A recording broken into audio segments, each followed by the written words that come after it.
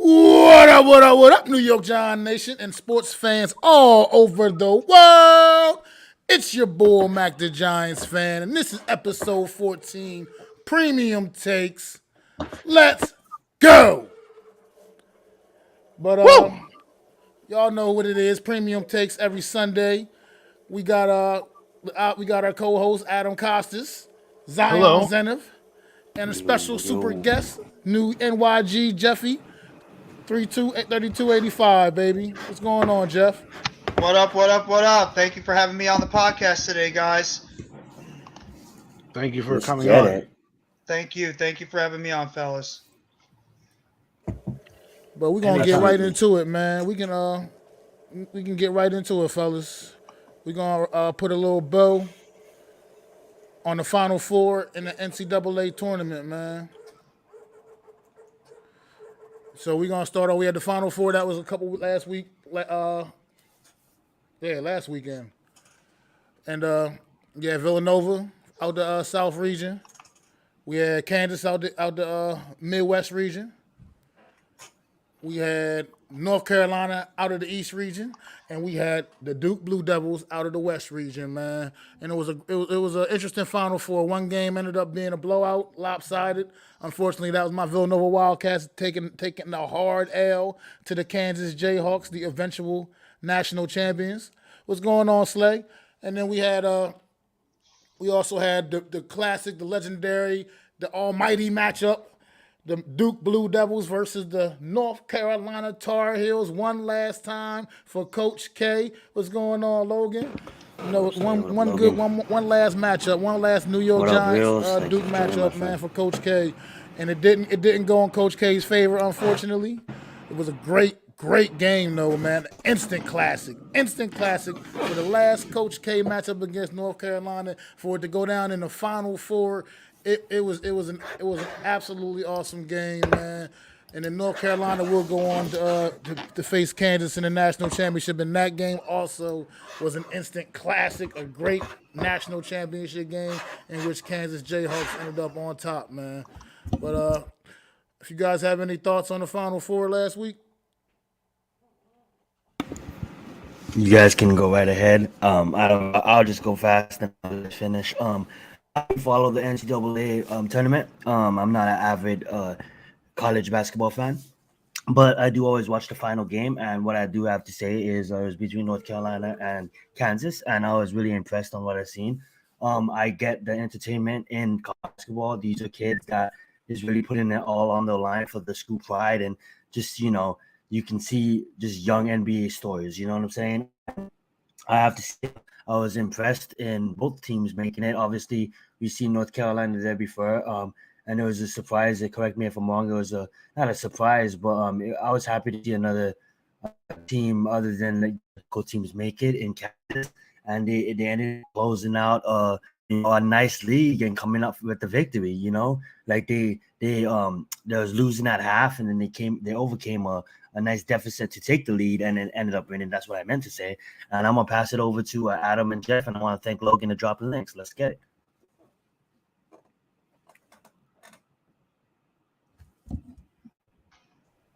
You're muted, Jeff, Adam. Well, I mean, all I could say really about the whole entire tournament, I'm just like you, Zion. I didn't really watch the tournament as much. Is that I think Kansas overall was the team to beat this entire time. Overall, their lineup just was stacked up and down. They felt like the most ready-made team, and coming into this tournament, I just thought that they were the team to beat. So, just from an outsider's perspective, I really thought that it was going to be very tough to beat a team like Kansas. If there's any team that could have done it, it could have been a Villanova, it could have been a Duke, but if anybody really surprised that Kansas ended up going all the way and winning it all this year? No. I'm actually more impressed by the one thing that will define this tournament. I know it's talking about the Final Four right now, but that team that came out of nowhere and made it all the way to the Elite Eight, that is going to be the definition of this past tournament.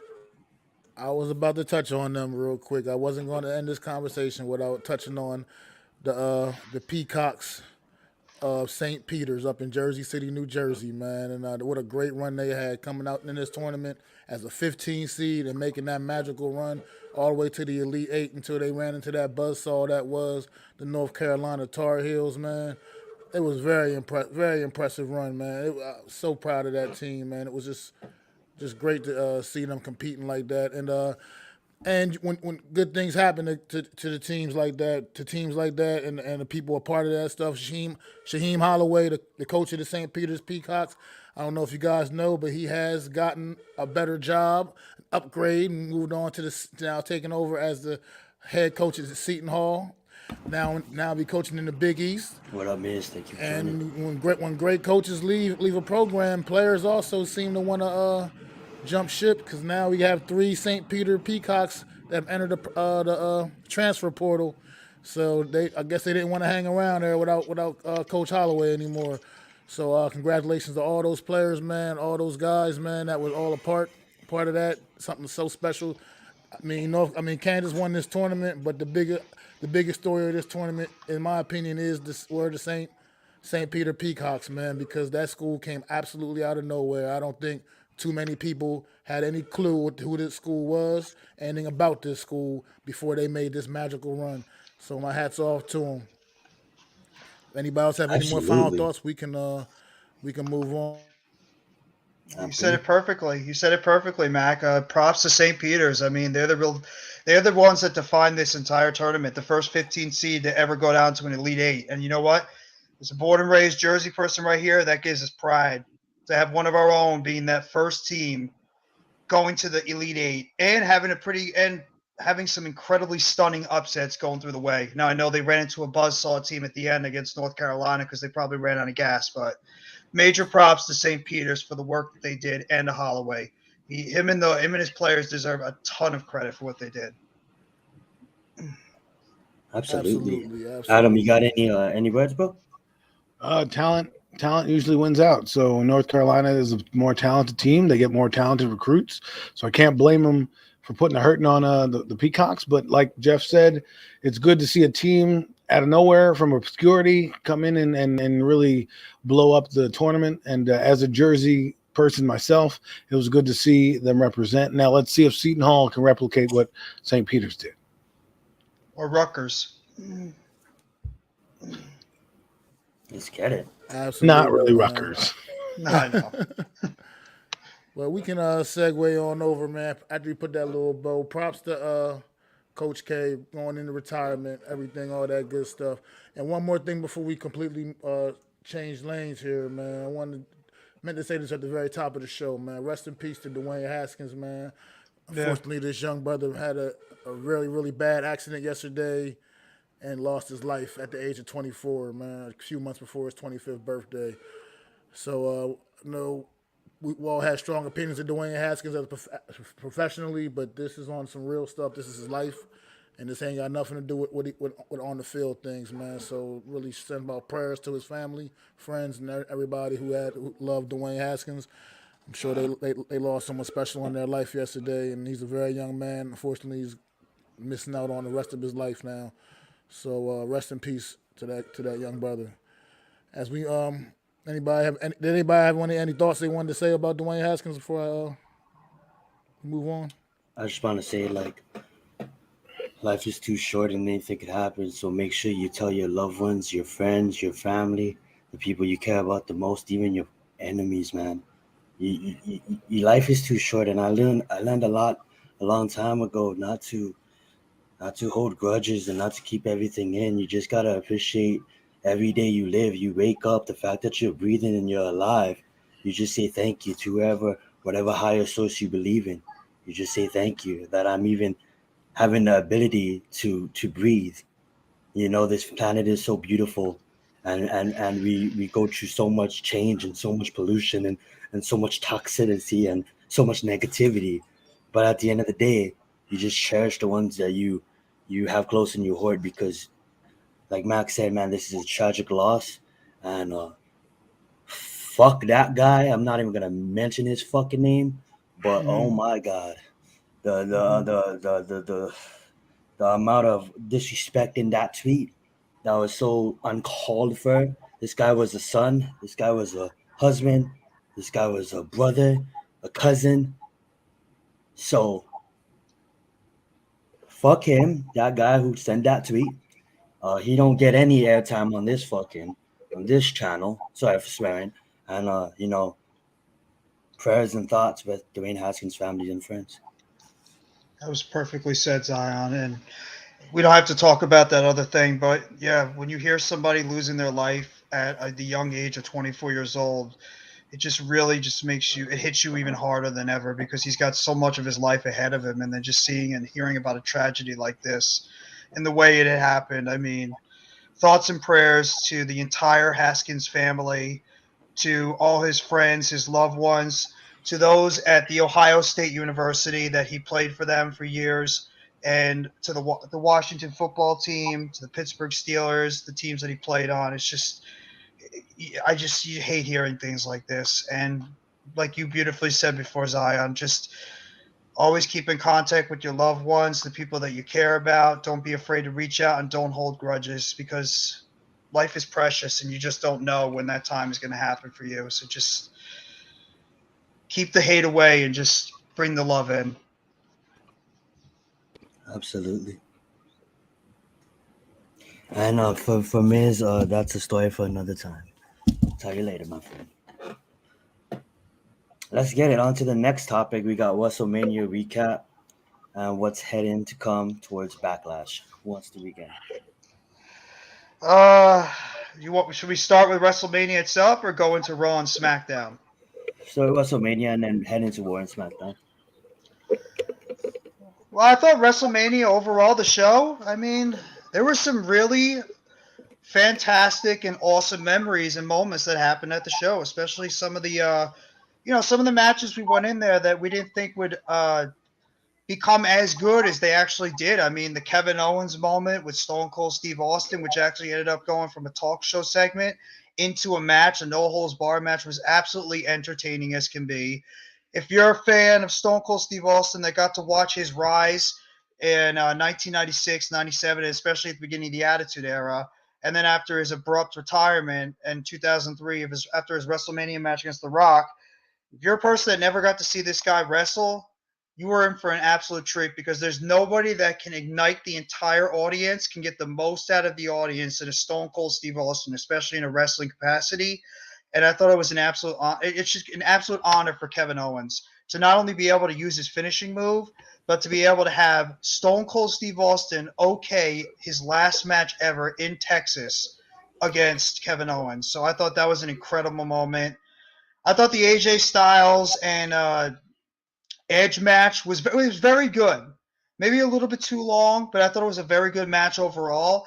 And I personally love what they're starting with this potential stable that Edge is building with Damian Priest, this jury-type stable. I think Edge is doing some of the best work he's done since he's come back. I love what this is going, and they've planted a little bit of seeds of who else can be joining the stable, and then AJ Styles trying to get the pit bull out of him, trying to get that aggressive AJ Styles in there. Maybe they throw a Finn Balor somehow into this storyline since he's had some ties with Damian Priest. I thought the Sami Zayn match with the Jackass crew, Johnny Knoxville, I thought that was entertaining as hell. I mean, who was expecting that match to be anything but just an absolute blank show, but it actually ended up having some really entertaining moments. The Party Boy segment was really funny with Chris Pontius. The Wee Man thing where he did the scoop slam.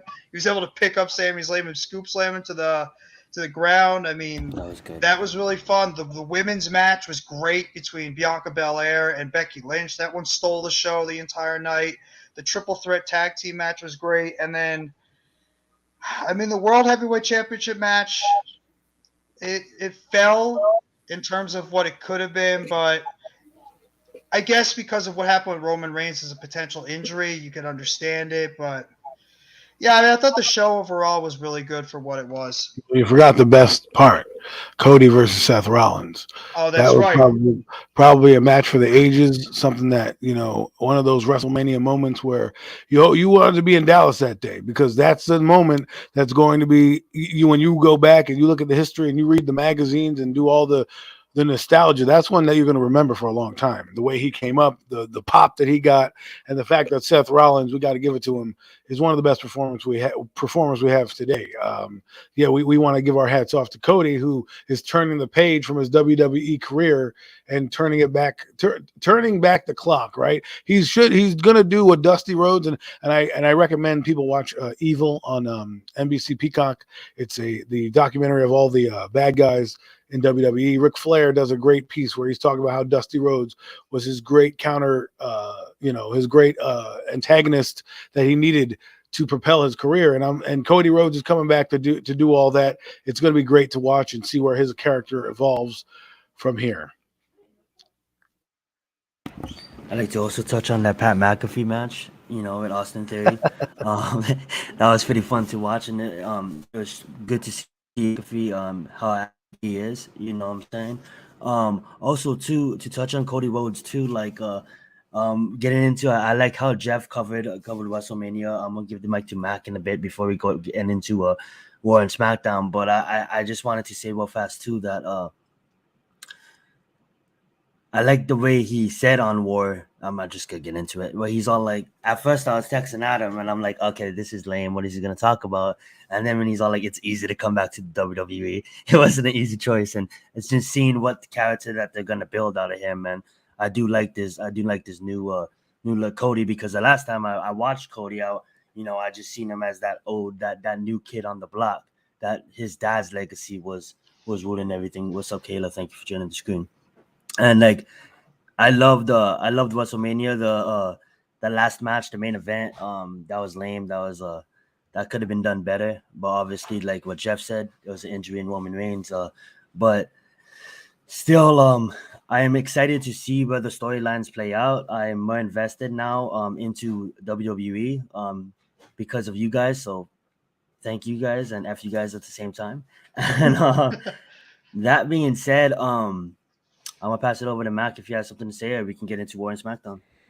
I mean, yeah, y'all touched on all the WrestleMania moments pretty much. I mean, just want to say, send a little few prayers up to Rick Boogs, man, and on the road to rehab, man. He had a big major injury in his match at WrestleMania Saturday night, going against the Usos, man. And he's gonna have a long rehab ahead of him. So hope he can maybe return to form. It's gonna be about at least a good year or so. But good luck with that. With everything what he's going to be dealing with going forward. And you guys touched on everything WrestleMania. I don't really feel the need to beat a dead horse there, but we can go to Raw Monday night on Raw, man. And I'm gonna say one thing I know you probably didn't watch Zion, but I watched it both. Adam and okay, my fault. Okay. Adam. No, like I said, F you guys. I love you guys, but F you guys at the same time. It's another thing to have to keep up with. But I like it. SmackDown was lame. I have to start there. SmackDown was absolutely lame. I don't know what the hell was that, but you can touch on War. I was just gonna say one thing for Adam about Raw. I'm gonna say the name Ezekiel, and you tell me how you guys feel about that. Oh my god! Oh my god! Oh my god! He finally is gonna show up, that jerk. What a waste of a match that was. I mean, that guy came in and had a jobber. I'm like, what are you doing? Nobody even wrestled this guy. Some jobber you got off the street is probably some. Fast. I have a question. So, what is his name? Wait, hold on. I got it. Don't tell me. The guy who used to sing Elias or whatever his name is. So, Elias, is this the first time we see him as Ezekiel? Was they talking about him as? Yes. Okay. So this is new to all of you guys too. Yes. New. At first I was like, who the hell is this dude? And then when I got a closer look, I'm like, oh, he ruined him. He was a great gimmick, man. He really was. Elias was a great gimmick. He was over with the crowd. Is Elias. Kevin Owens did sell it perfectly, though. What does WWE stand for? Walk with Elias. I mean, just like it worked perfectly. And now you're Ezekiel. But Mac, don't get me started. We can go to Ezekiel, but can you inform me on who this Russian dude is? Can you shed some light on this for me? You said the Russian dude on SmackDown. It came out not Gunther. Oh, Gunther. Gunther. Yeah. He's I don't know. I just play the game because he's on NXT. He was in this 4-man tag team super team. Mac can touch on it, but he's in a 4-man super team or something. and then like they bought like 2 of them over like that. No, he's good. Gunther is good. He has like Well, the he former won a Wal- championship or something like that. That's all I know about the guy. Go right ahead, guys. No, he's Gunther's good. one of the best in the world. He's definitely one of the best in the world. He's been in NXT. He's been in NXT UK. He was the most dominant NXT UK champion ever. He had the title for literally almost 3 whole years straight.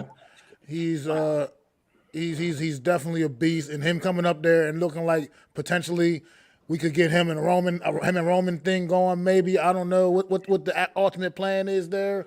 But that's going to be fun to watch because we get Gunther and Roman Reigns in the ring, man. That's a dream match right there. That's going to be one for the ages. So Gunther, he was formerly known as Walter. I don't know why they changed his name to Gunther, but he was the leader of a group called Imperium. I guess they're no longer a group anymore. The one guy seemed to walk out on the match on NXT 2.0 on Tuesday night. They should have brought out Lana with him. They should have just rebranded Lana and said, you know what? Here's your actual dude that would work out because she would be perfect with this group. Would. The red dress, the red clothing, the red garb that guy wears, and then the jacket. Well, the red is new. That's new. That red is new. They weren't always dressed in red like that. It was like black or brown he used to have. More of a darker color. It looked authentic. I just know from. But Kayla just put a comment up in the thing. Yeah, Veer Mahan came out on Monday Night Raw after months and months and months and months of promos saying he's coming. He finally actually showed up. Finally. And he came out there and all he did was destroy one of the smallest superstars in the WWE, Rey Mysterio. Make sure that wasn't like the bus boy, and Dominic. And it's like, and now there's a match this Monday night going to be on Raw this Monday night, Veer Mahan against Rey Mysterio Jr. Oh God! And it's like, this is what we want to do. We're going to, after all these months of promos trying to get us ready for this guy, this is what we want to bring him in, and Rey Mysterio is going to be. Is going to be the guy we want to get him over. Of all people, Rey Mysterio, one of the greatest of all time, yeah, but he's past his prime now. This is my thing about these guys, right? If you're not bringing them back like Edge and making them like, no pun intended, edgier or different, there's no point in bringing them back. I like Dominic and everything. That's great. It's a great swan song to have, but it's time to put the real big boy pants on, get him back in the title picture, or get him out of here because he does nothing. Every week it's the same shit. Yeah, Rey Mysterio is starting to feel like the guy that Chris Jericho was before he left WWE, and that's the guy that's putting over some of these new talent that they're bringing up from the NXT system. So, yeah, I don't understand it. I guess the only reason why they have Veer going against Rey Mysterio because they want to give him a big win against an established name that's been around for a while. But, yeah, his debut was incredibly disappointing for all this hype that they've been giving it for months. It was a major letdown. Let's be real, Jeff. They're putting him with Rey Mysterio so he can throw him around the ring so he looks stronger than he really is, to make him look more dominating. I mean, think of The Undertaker. He used to say, I used to love using little guys in matches because I could do so many different things, right? So that's what they're going to do with Veer. They're going to have Rey Mysterio bouncing, get caught off in the air and slammed into the ropes and then, choke slammed and thrown around. You know how it is. Yeah. Oh, it's a revolving circle the way they do this all the time, and it's not impressive. Anybody we could probably beat up Rey Mysterio if all of us had a match against him at this point in his career. So I mean, it's really no point. You put the Mysterios in a 2-on-1 against Veer, and Veer beats the hell out of him. It's still really not going to make any type of impact. Because look at the Mysterios right now. You pretty much buried them to the oblivion of nothing. You had Logan Paul take one of them out. I mean, you didn't give the guy who's the Apollo Crews guy that comes out. Aziz, Commander Aziz, yeah. Right. You don't even give that guy the same time of day that this guy's getting, and that guy's just as big, right? He's got talent. Right. And can actually wrestle, and you're sitting behind Apollo Crews, but yet this guy comes in and beats the janitor up on his first match, and now you're gonna give a Rey Mysterio who, yes, granted is a Hall of Famer, but why do that to Rey Mysterio? A. B, why do that to this guy? And if he wins, yes, it's going to squash Mysterio, but I don't understand why you do that. Let him at least earn the superstar status to get up there. Keep beating these jobbers. I mean, they did this. They did that with that. I forgot what this dude was. The big dude came out last year. I forgot Lars his name. Sullivan? Yes, that's the dude. It came out here. He just screamed at some people, threw some people around, and that was it with him. he had some bad stuff going on behind the scenes. That's why he was never showing up anymore. Like some really bad stuff that happened. So they had to get rid of him. That's the reason why he wasn't on TV, because he had like a panic attack or something. That's the Right. reason why he left. But yeah, I just don't understand it. Veer is going to be the type of guy that you see every single year in WWE. He's going to come out with all these great fanfare and everything. He's going to have maybe a few weeks, and then don't be shocked if snap of the finger he's going off TV because they have nothing for him to do. Because he's done squashing little guys or irrelevant people. What's he going to do? Beat up Jinder Mahal next? I mean, is that next on the forward pack? Is he just going to beat up guys like Jinder Mahal? Throw Drew Gulak in there? Hell, why don't you beat up Tozawa at this point? I mean, beat up Reggie. If you want to beat up somebody that's pointless right now in the WWE, they got to do a better job of making these guys feel more special and important, especially the way they built up a guy like Veer. Same thing like that they do at Omos. I mean, when we get into that match, I mean, that guy's a waste. I do believe that MVP coming in as a mouthpiece will help him. I do believe that. Now, his wrestling style is not very good, but I do believe having a guy who can be like, this is Omos, and have him not talk much might help his character a little bit. That's very true. It's just Not to skip over like the I Quit match and all that kind of stuff. We can get back to that, but like I want to talk about Sami Zayn and Drew McIntyre. I thought that was funny too. But at the end of the day, what do you guys want to happen with the tag team championships, and what do you guys think is going to happen with the tag team championships? Mac? What tag team champions you talking about? You talking about the men? Well, they're trying to unify them now. Yeah, they're trying to unify the titles. He's sending the Usos to war to fight for the championship. See how that plays out. Yeah. Oh shit! I must have missed something then. Yeah, they're gonna have SmackDown. the Usos are gonna go after RK Bro, and they're gonna try to unite the tag team titles like Roman did with the world titles. Well, Roman issued a challenge because he wanted all the gold. So he said to them to go on to Raw and get the titles back to unify the championships. Now, I don't know if that means they're going to unify the tag team championships, but it is interesting. I don't want them to break up RK Bro. So I was gonna say I want RK Bro to beat their ass, send them back with no championships. No, it's like they're headed in the direction of maybe of not separating the brands again and going back to just one big giant company. Because if you keep unifying all the titles, I mean, what else are you doing if you keep unifying all the titles? Well, Mac, you remember back in the day when they did this? They did the two shows where they had the championships, and they would be on. The champions would be on most of the time because they'd be on both shows. So did you or did you not like that? Because I don't know how I feel about it. I think it should be one title amongst the entire company. I don't like these two different ones. Kind of.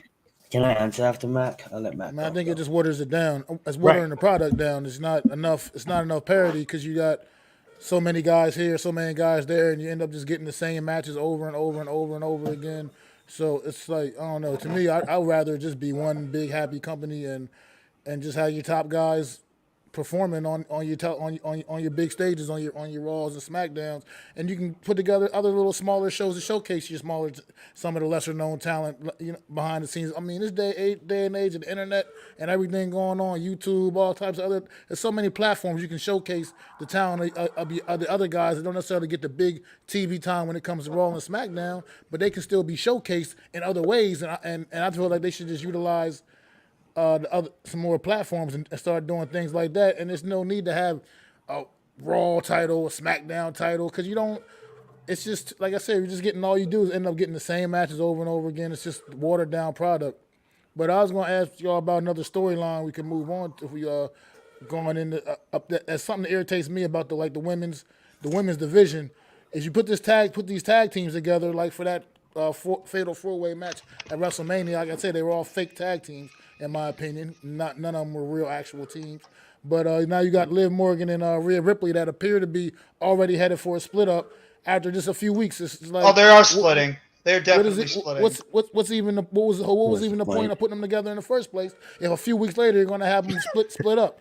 Mac, you just said there is no point. There is no point why they did it because they don't have any real tag teams in that women's division, which is why the women's tag team titles are a complete waste. If they should have just gone with some type of mid-card women's title to give some of those women that aren't on TV or aren't in prominent storylines something to fight for. As you just mentioned, Liv Morgan and Rhea Ripley, you could tell they're going for a split because Rhea Ripley's going to the dark side, and nobody should be shocked if come Monday, tomorrow, Rhea Ripley is joining Edge's stable. She just seems like she's just ready to turn into a heel, and she's going to join that stable because of the, a lot of things that they're comparing right now. Edge coming out with the purple light, Rhea Ripley's coming out with the purple dark light.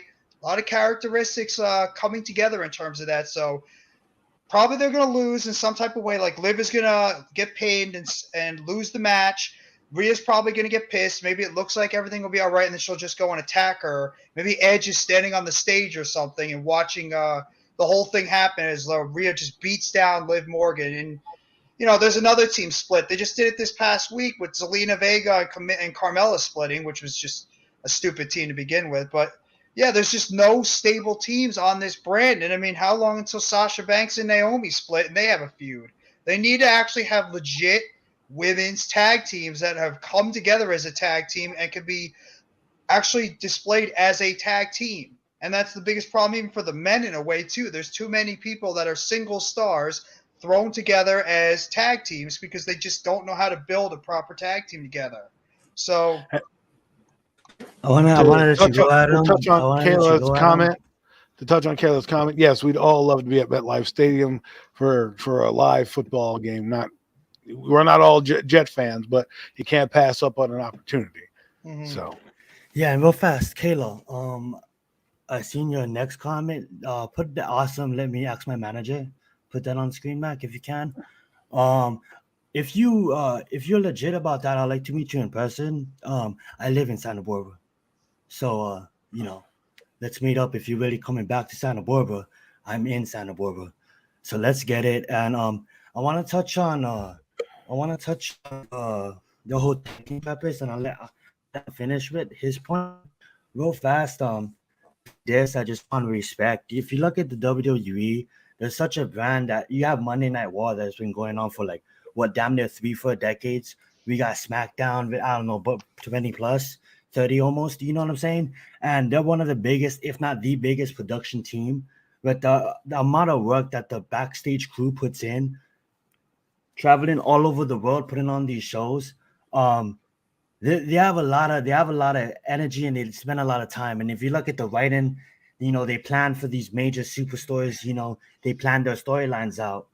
Getting back to Mac's point, it just goes to show their flaws. Sometimes you're so focused on the department that you have so much people on roster that when it comes to storylines, you don't write ahead. These writers, I'm not saying they're lazy, but all I'm saying is if you look at the, I don't know, let's just say the Marvel universe, they 5, 6, 7, 8, 9 years ahead. These are being written 3-4 years ahead.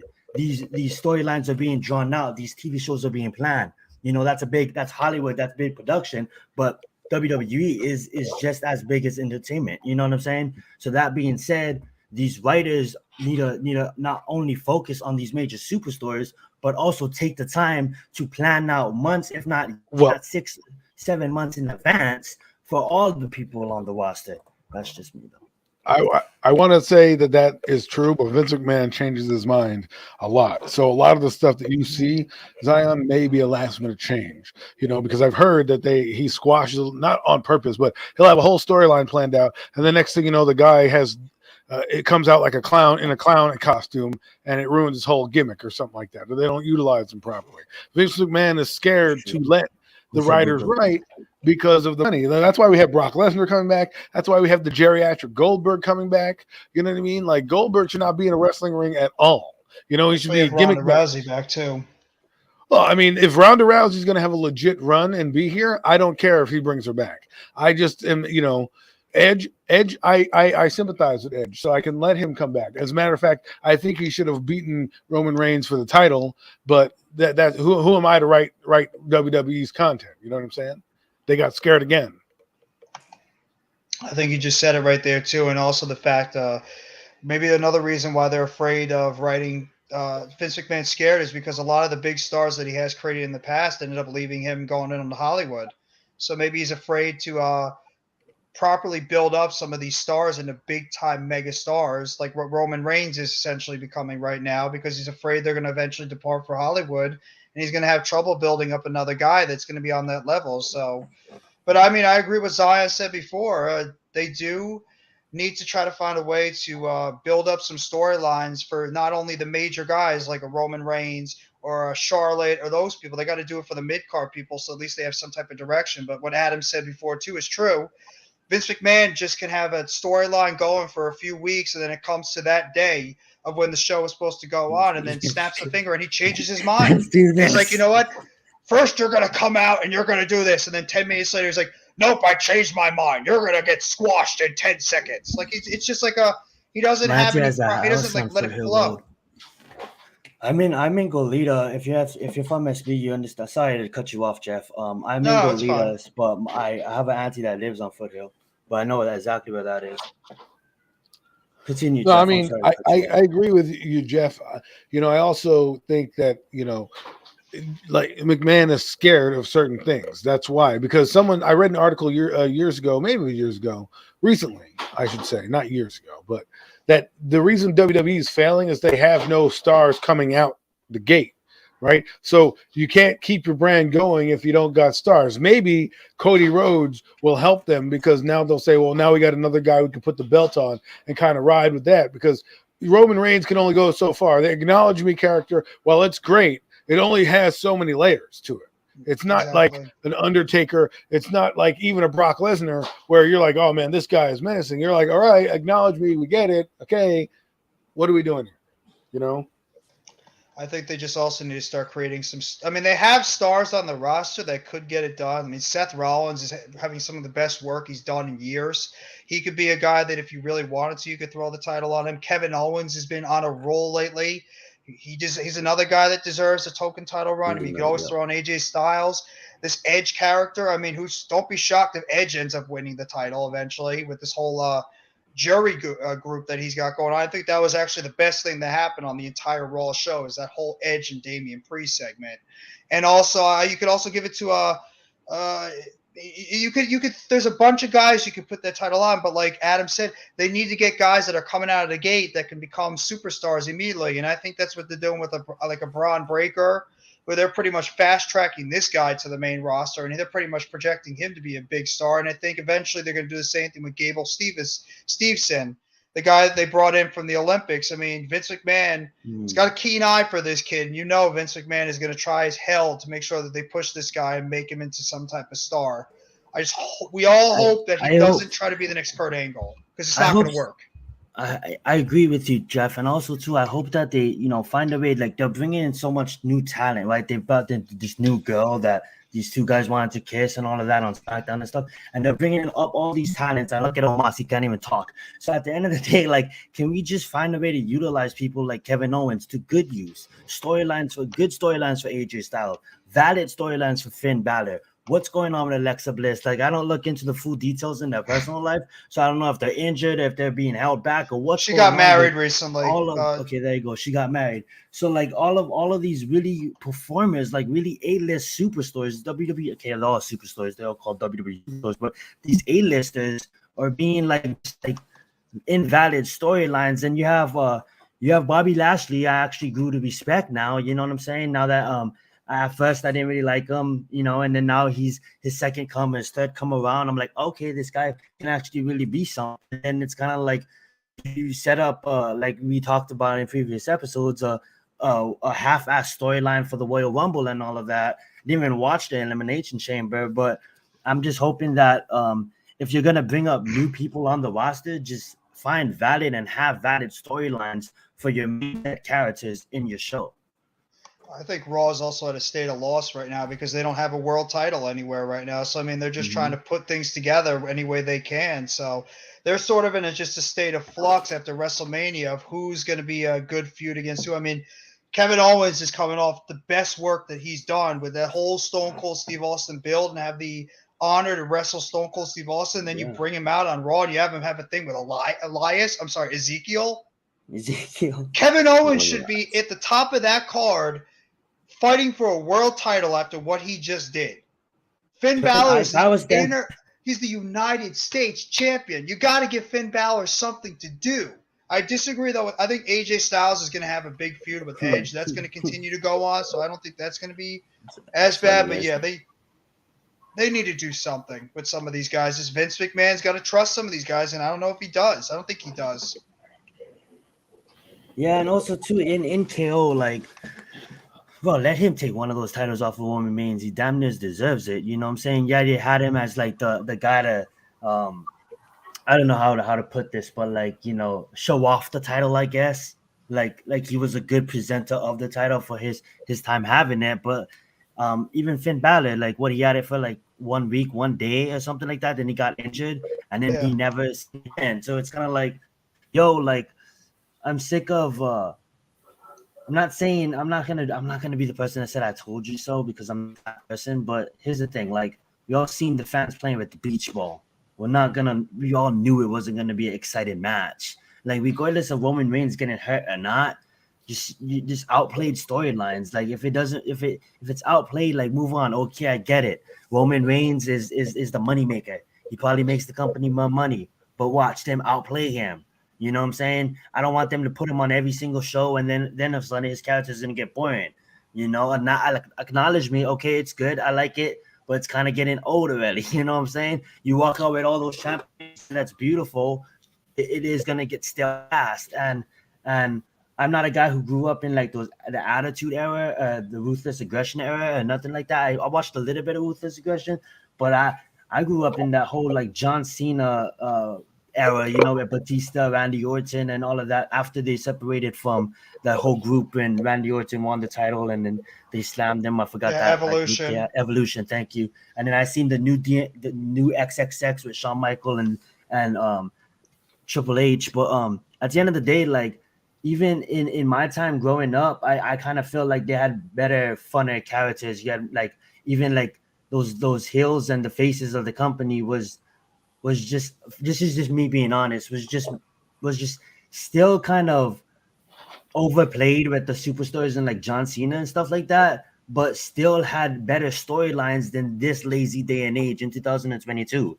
And I'm not dissing 2022 WWE, but I kind of am. You can diss it. It's okay.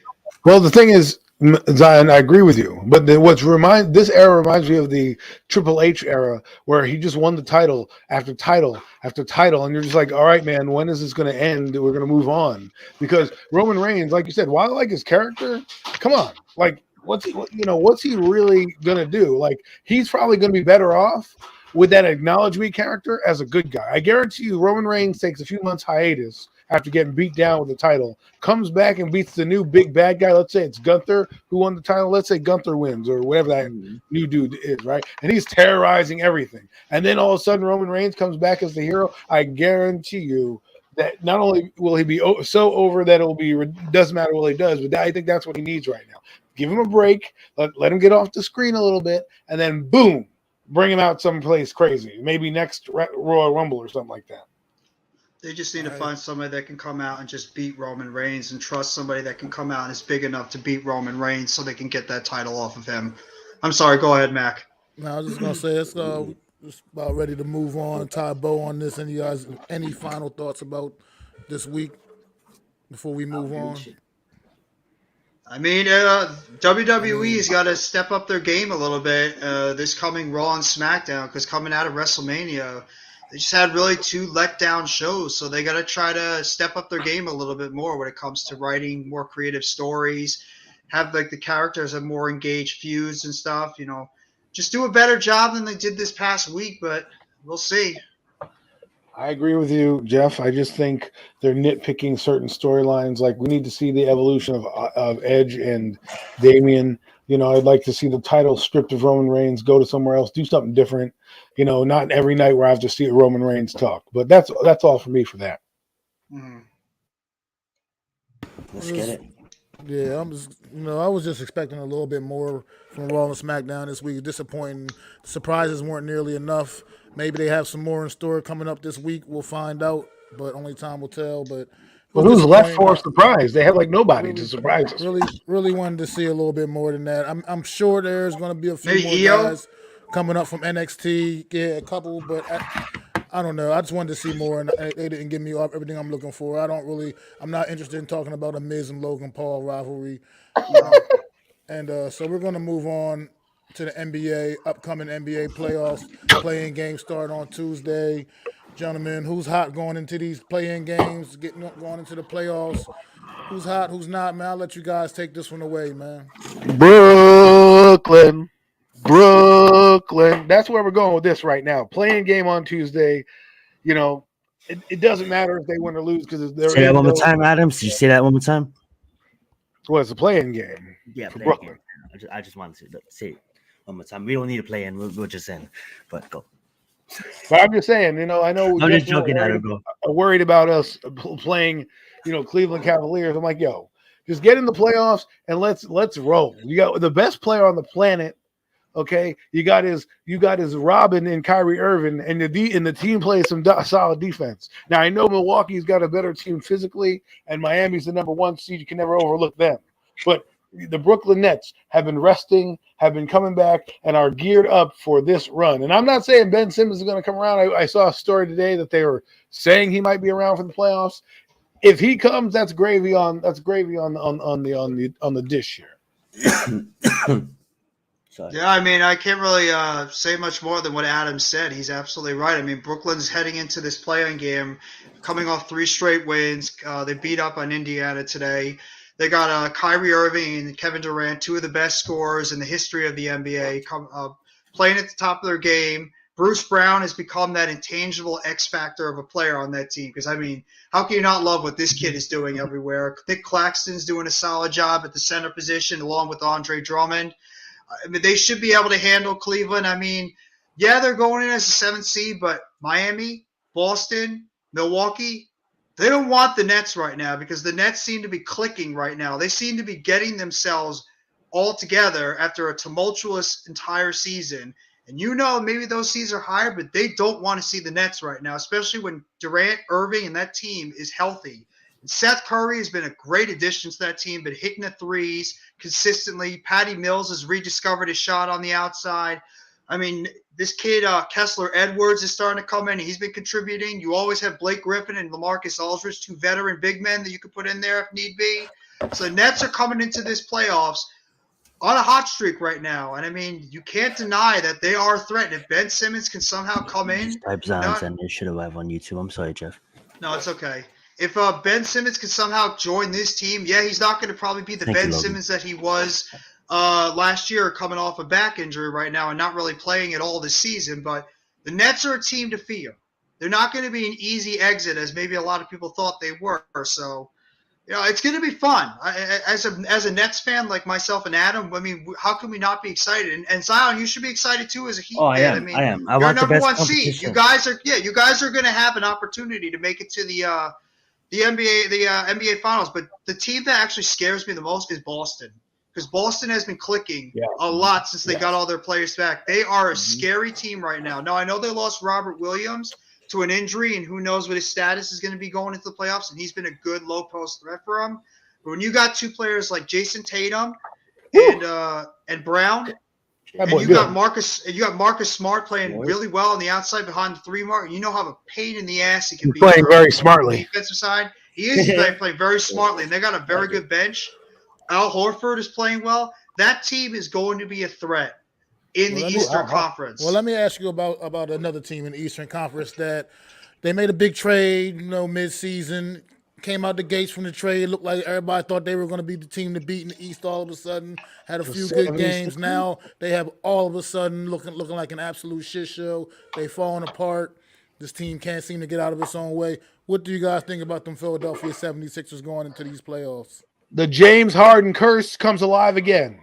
Yep. This is what happens when you invest your money in James Harden. Okay, he comes over to the team and he didn't do anything with the Nets. He didn't do anything with the Rockets. The best team he was on was the Oklahoma City Thunder. And ever since he left that team, he's been a killer of teams. And their whole chemistry was messed up when you have a guy who's iso ball. Think of James Harden as a better version of Carmelo Anthony, just not as fat, right? Carmelo Anthony's iso ball. Once you give him the ball, it's just dead. Once you give James Harden the ball, the movement just stops because you're waiting for him to do something. So for me, That's all I'd say. The curse of James Harden. Jeff, I don't know if you got any thoughts on it, but no, I agree with you completely. What you said exactly. I mean, James Harden, what has he really done when it comes to clutch time? He's always come up small, and I really believe that trade and them losing Seth Curry and Andre Drummond took away a lot of their identity because you had to put a lot of these younger guys like a Thibault or a Maxiel, or was it Maxiel? They've had to play a lot more minutes in their prime role, and you had to rely on Tobias Harris, who I don't think he's really a number 2 or even number 3 scorer right now. At least you had Seth Curry, who was really hitting that consistent 3 on the outside, and they had a lot more flow going where they could flow around Joel Embiid. He could be the guy in the middle that could dominate, get the rebound, score inside, and you could just kick it out to these 3-point shooters. Green hasn't really done that much. He's been injured on and off. Their chemistry just seems all messed up, and when Embiid gets hurt, you don't have the luxury of having Andre Drummond behind him to come in and try to fill in those minutes. DeAndre Jordan is not DeAndre Jordan that he was when it was Lob City days back in the early 2010s. This is not the same player. So their chemistry has been all messed up. Sure, they have talent. They could still have a decent run, but I don't think they're as big of a threat as where they were when they had Seth Curry and Andre Drummond and even Ben Simmons on that team if he ever could gotten his head straight, because that team's chemistry is all messed up. And like Adam said, James Harden is the epitome of iso ball. How far is that guy going to go until eventually he's causing that team to self-destruct? He's 31, 32 years old. He's just on the downside of his career. Real fast, I'll comment on one of your videos, and then you can just email me from there. And yeah, let me ask you this. Talk about that visit and just talk. Anyway, before I interrupt Adam, I just wanted to talk what Jeff said earlier on and let you guys continue because this is such a wonderful conversation you guys are having. Yeah, I know I asked Adam at the beginning of this, like, repeat it again. You guys have to play off because I'm just sitting high. It's the first seed in the East. But at the end of the day, like, yeah, absolutely. That's a team I do not want to see. I'm a casual NBA fan. I'm not going to sit here and say I watch every game. But I am excited playoffs, and Brooklyn Nets are getting hot at the right time. You know what I'm saying? Like, the Nets are getting hot at the right time. You got, I remember we had this debate a while back. Who's a better player? Kyrie Irving or Damian Lillard? And I was on the Kyrie Irving train all day, every day, because he is, when he's healthy, he's level. You got KD, like Adam said, one of the best players in the league. I think LeBron edges him, but we're not going to get into that debate. He is still one of the best players in the league. So that being said, I am super excited. You guys are going to smoke Cleveland. Cleveland has no chance. And, I hope I match up with you guys. I want the best competition. I still think it's about I want Milwaukee. I want Milwaukee. I want Milwaukee. He wants revenge for last year. I want Milwaukee. I'm gonna bring one more question up for you guys. I was going curious, like, you got okay, we got out west, we got Phoenix, we got Memphis out west. Is there a team in the East, legitimately in the East, you think could even compete in the 7-game series with either one of those two teams right now? Yeah, absolutely. Brooklyn. Milwaukee did it last year, and Brooklyn could do it too. There's teams in the East that could compete with a Phoenix or a Memphis, absolutely. Even with Ja Morant there, even with that Phoenix team that's got a lot of talent. Milwaukee just did it last year. Phoenix pretty much has the same team that they had last year compared to this year. Milwaukee has the same team. They could have maybe even gotten better. Brooklyn, when they have Kevin Durant and Kyrie Irving on that floor, they're a threat. Philadelphia could still possibly be a threat. I don't think so. Miami has Ben Adebayo. Miami has Butler. They have Lowry. They have Duncan Robinson. They got the center, Adebayo. They're a threat too. They could be a team that you're going to watch out. And don't skip that Celtic team. They are a team that to not forget about. They could cause they can really stir up this entire Eastern Conference. So yeah, I don't think the West is as powerful as everybody thinks, and that Phoenix or Memphis is just going to roll over. I really believe that the team in the East has a shot to take one of them down. I think Phoenix, the thing about Phoenix is if they're not physical, they'll lose. Because last year they ran through the playoffs, got a little banged up, and then they meet a physical Milwaukee team that took them in the low post, right? Guyton, Ayton, their center, looked like he wasn't ready to play in the post after, being a blocking menace in the Western Conference Finals. So if this year they don't lose a Chris Paul is healthy, because him, he always has some freaky injury. Last year it was a shoulder, and that hurt him down the stretch. If they can keep their scorers going, yes, they're the best team. However, I see a team like the Nets. I see a team like the Celtics. I see a team, like Milwaukee, who can defend them very well and body them up. If you can body Phoenix up, you got it. If you let Phoenix run up and down the floor, you're never gonna win, because that's how they like to play. They took that D'Antoni system and they put a little defense on it, and Booker has basically rose from the Phoenix, no pun intended. He was already good there, but they put a good coaching staff and a good team around him, and you're starting to see how good this kid is. But last year in the finals, he hit a wall as well, because they were playing great double team defense on him. He couldn't have the free runs to the basket that he normally has, and even the pop-up jumpers that he usually does. He loves inside the arc. He loves the little elbow jumpers. He loves shooting that little elbow fade. That was getting contested by Middleton and a couple of the other guys on defense. And who played a big game? Who's the point guard last year that played for Holiday. Drew Holiday. Yes, he had a fantastic series defensively against Booker. So if that happens, yeah, I can see it. Phoenix is the best team, but I think the East is, like Jeff said, being overlooked. I think Phoenix is the best team overall in terms of talent, with Ayton, Booker, Paul, even Miles Bridges is pretty good. They got a good bench. But like you mentioned before, Adam, they're a finesse team. If you can bang them around a little bit, play good defense on top of them, and knock them around a little bit, they're going to crumble. Ayton is a big guy, but when you put him against some of the bigger centers that can knock him around a little bit, play physical against him, he will fold. If you put him against an Embiid and an Abadayo or Drummond, even any of those guys, he will fold. He's not. Don't put him against Embiid. Embiid is softer than Ayton, right? That guy's mentally soft. He can't get over the hurdle either. So, like you said, look what Giannis did in the playoffs. Giannis was injured his knee, but what did they do? They took him in the low post. He started to get shots. Those shots in the low post led to more outside shots for Middleton and everybody else. And of course, Ayton was getting bodied up by the center on Milwaukee. So they would get double rebounds. They would get double rebounds. Those guys, they were doing it. Guys, it looked like old school 90s basketball when I was watching Milwaukee, because they were dunking on cats. They were physical with them cats. They intimidated the Suns to the point where the Suns had basically no life in any of the games. They won because they were just such good shooting that some nights at home they were good shooters. But when they went to Milwaukee, man, it's as if they lost they minds. They're like, oh, we don't want to play here. If they can get over that hurdle, Phoenix, then I can see them hoisting the trophy. But if they can't, you're going to see a team from the East rise. Yeah, I think Milwaukee overall is just a team that they have that toughness inside of them. And I mean, a lot of those guys that had a lot to prove last year, like Giannis Antetokounmpo, Drew Holiday, Brook Lopez, Bobby Portis, even Middleton.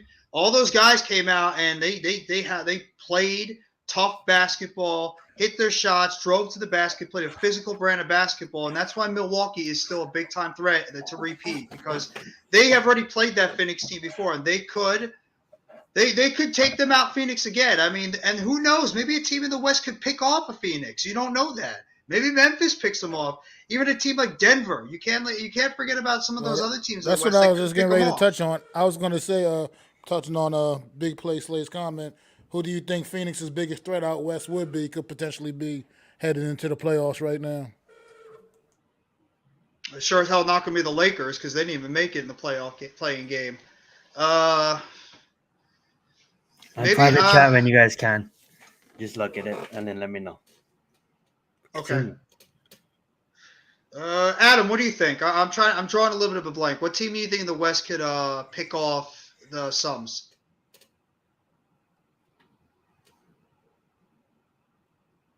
Now, I'm just going with Denver. I think Denver could be that team. I don't know. It's with Jokic there. They have some physical brand, but they don't have Porter Jr. or Murray coming back, so that's going to be a blow to their team. Murray's injured? They're both coming off severe injuries, and they were reportedly possibly coming back for the playoffs, but Denver just shut them down recently for the season, so they're not going to be returning. But I think says the Grizzlies. The Grizzlies, I think, could be that team because they have an overall complete team, and then John Morant is one of the best basketball players in the NBA, so they could be a team that could pick off Phoenix. If Phoenix can find a way to just shoot as consistently and as well as they have, they're going to be an extremely tough team to beat in the West. But the East is, I think. Go ahead, Nobody's Adam. beating the Phoenix Suns. Nobody's beating the Phoenix Suns in the West. I'm sorry. They're just not. They're not. They're all built to similar. They're all built to shoot, finesse basketball, run up and down the floor. If you look at the Eastern teams, how are they built? A little bit more physical, a little bit more elbows, a little bit more power basketball. So I don't want to hear about any of these teams giving them a run for their money, because if you're playing Game 7 in Phoenix, you're not winning. Sorry. And I'm casual. You can laugh, but the Warriors, if they get it together, they could probably knock off the Suns. Yeah, see, playoff Warriors is different. Right? Playoff Warriors is different. Yes, Logan. Ja Morant is fire, And yeah, bro. John Morant listen, Phoenix, they play very good basketball. They play team basketball. They have some defense. They can shoot from anywhere on the floor. They're the best team in the NBA for a reason. So I'm not going to sleep on them this is not the NFL playoffs. This is the NBA playoffs. You can kind of predict certain things. The only difference between what I'm about to say and now is people are like, well, Adam, you just said the Nets are going and they're the 7th seed. The Nets have a talented team and we're on cruise control throughout the entire NBA season, waiting to get their guys back. It's not like playing the Warriors, who are scraping and clawing to get into the playoffs because Curry is out, and they're trying to find themselves without all their big players. You can't forget about Luka and the Mavericks. He's good. I think the Mavs don't have enough. Yeah, but he's the only guy on their team, man. Last year, he was the only guy in the playoffs. And look what Denver did. Look what Denver did to them last year. Yeah, they don't have enough on that team to contend So with getting Phoenix. getting back to what Logan's comment was in the Grizzlies. Do you guys think that do you think John Morant could go off and somehow take them to the finals? It's going to take more than a John Morant, though. He's going to have other players on that team step up, because you could take away a Devin Booker on the Phoenix, and then you got to deal with Ayton, you got to deal with Bridges, you got to deal with Paul. Mm-hmm. So you can allow a guy like John Morant to get his, but then who else is on that team is going to step up and be that secondary, tertiary type scorer that's going to help out Morant? So I mean, that's what you got to deal with too. Here's the same thing with Luka, right? You said Luka Doncic, right? Same thing. They don't have the manpower to deal with the Phoenix and their firepower. Because the thing about Phoenix is, they have depth in their shooting, right? They got guys off the bench who can average, who should be starters in the league somewhere else, but they're not because they play for Phoenix, right? So can you is your 6th man or a 7th man as good as Phoenix's 6th man or 7th man? If they are not, you are going to have no chance, because they can leave Booker in and they can go small in their entire lineup and score. They can do their big matchup, and even Ayton, I keep saying Guyton. Ayton is a good scorer. He's a good inside presence. He's got that little touch inside the paint area. So for me, Phoenix has it all. The problem is, last year they met a team that beat the brakes off of them physically. That Giannis Antetokounmpo was like, nah, I won't be denied, and they had nobody to stop him. Right? They had nobody to do that. They don't see anybody like that in the Western Conference. They got the Warriors are a shooting team. They can play with the Warriors. Dallas, you basically ISO on Luka Doncic, and boom, you don't have to worry about anybody else. Same thing with I forgot the other kid's name that you just mentioned, Morant, right? The same thing can happen with him. The thing about Phoenix that I like is they're so dynamic on how they can play. And Devin Booker, we got to give him credit, man. He really does. He is the engine that drives that ship. I know, Jeff, you said you take Booker off. I think if you take Booker off that team, they're probably a 3, 4, or 5 seed. With him on that team, they're number 1 seed. Oh no, I'm not saying take him out, take him off the team. I'm just saying when you come into the playoffs, if you want to try to take him out of the game essentially and try to double him up and limit his score. Sorry about that. You have other guys on that team that could still put up points. Miles Bridges emerged last year as a pretty good scorer. I'm sorry, not Miles Bridges, Mikal Bridges. You had Ayton, who could still still score down low and get rebounds. We all know what Chris Paul can do. They have guys off the bench that can score. So Cam Thomas, Cam Payne. So they have a complete team overall. Like you mentioned, Adam, they have guys on their team that could be starting on other teams, but they're like 6th, 7th, 8th on the bench. So it's really, can other teams score with that team? And the answer is, in the West, no, they can't. Right, Phoenix and that's what the It East goes to has. show The you East has like those how grimy fast like players. the Phoenix Sun. You good. They lost to Milwaukee last year, right, in the finals, and Yes. but just look at them right back at leading the Western. You know what I'm saying? And like what just not that long ago, there was one of the shittiest teams in the league. Laughing stock. And shout But out their to coach is Phoenix. what did Man. it. Shout out to Their Phoenix, coach the is what did it. coach. Oh, Shout out to Mikal beautiful. Bridges, Villanova Wildcat alum, baby. I'm just saying he is one of the best up-on defenders in the league. And they hit on their Phoenix has draft a lot of picks. pieces. Hit on the draft picks. But their coach also helped too, because once they fired their guy and made this coach their coach now, he Yeah, changed Monty the way Williams that they is played. good. Yeah. Right. He changed the way that the Phoenix Suns played their game, and it changed the dynamic. He opened up Devin Booker. He made Guyton a little bit more powerful in the paint. And then, of course, they had their guys on the outside, like he's saying. You know what I mean? Like, they have some unsung heroes who can defensively play ball. And then they have that Cam Thompson guy, I think, or Cam Jordan, whatever his name is, who has the Afro 23. He can play.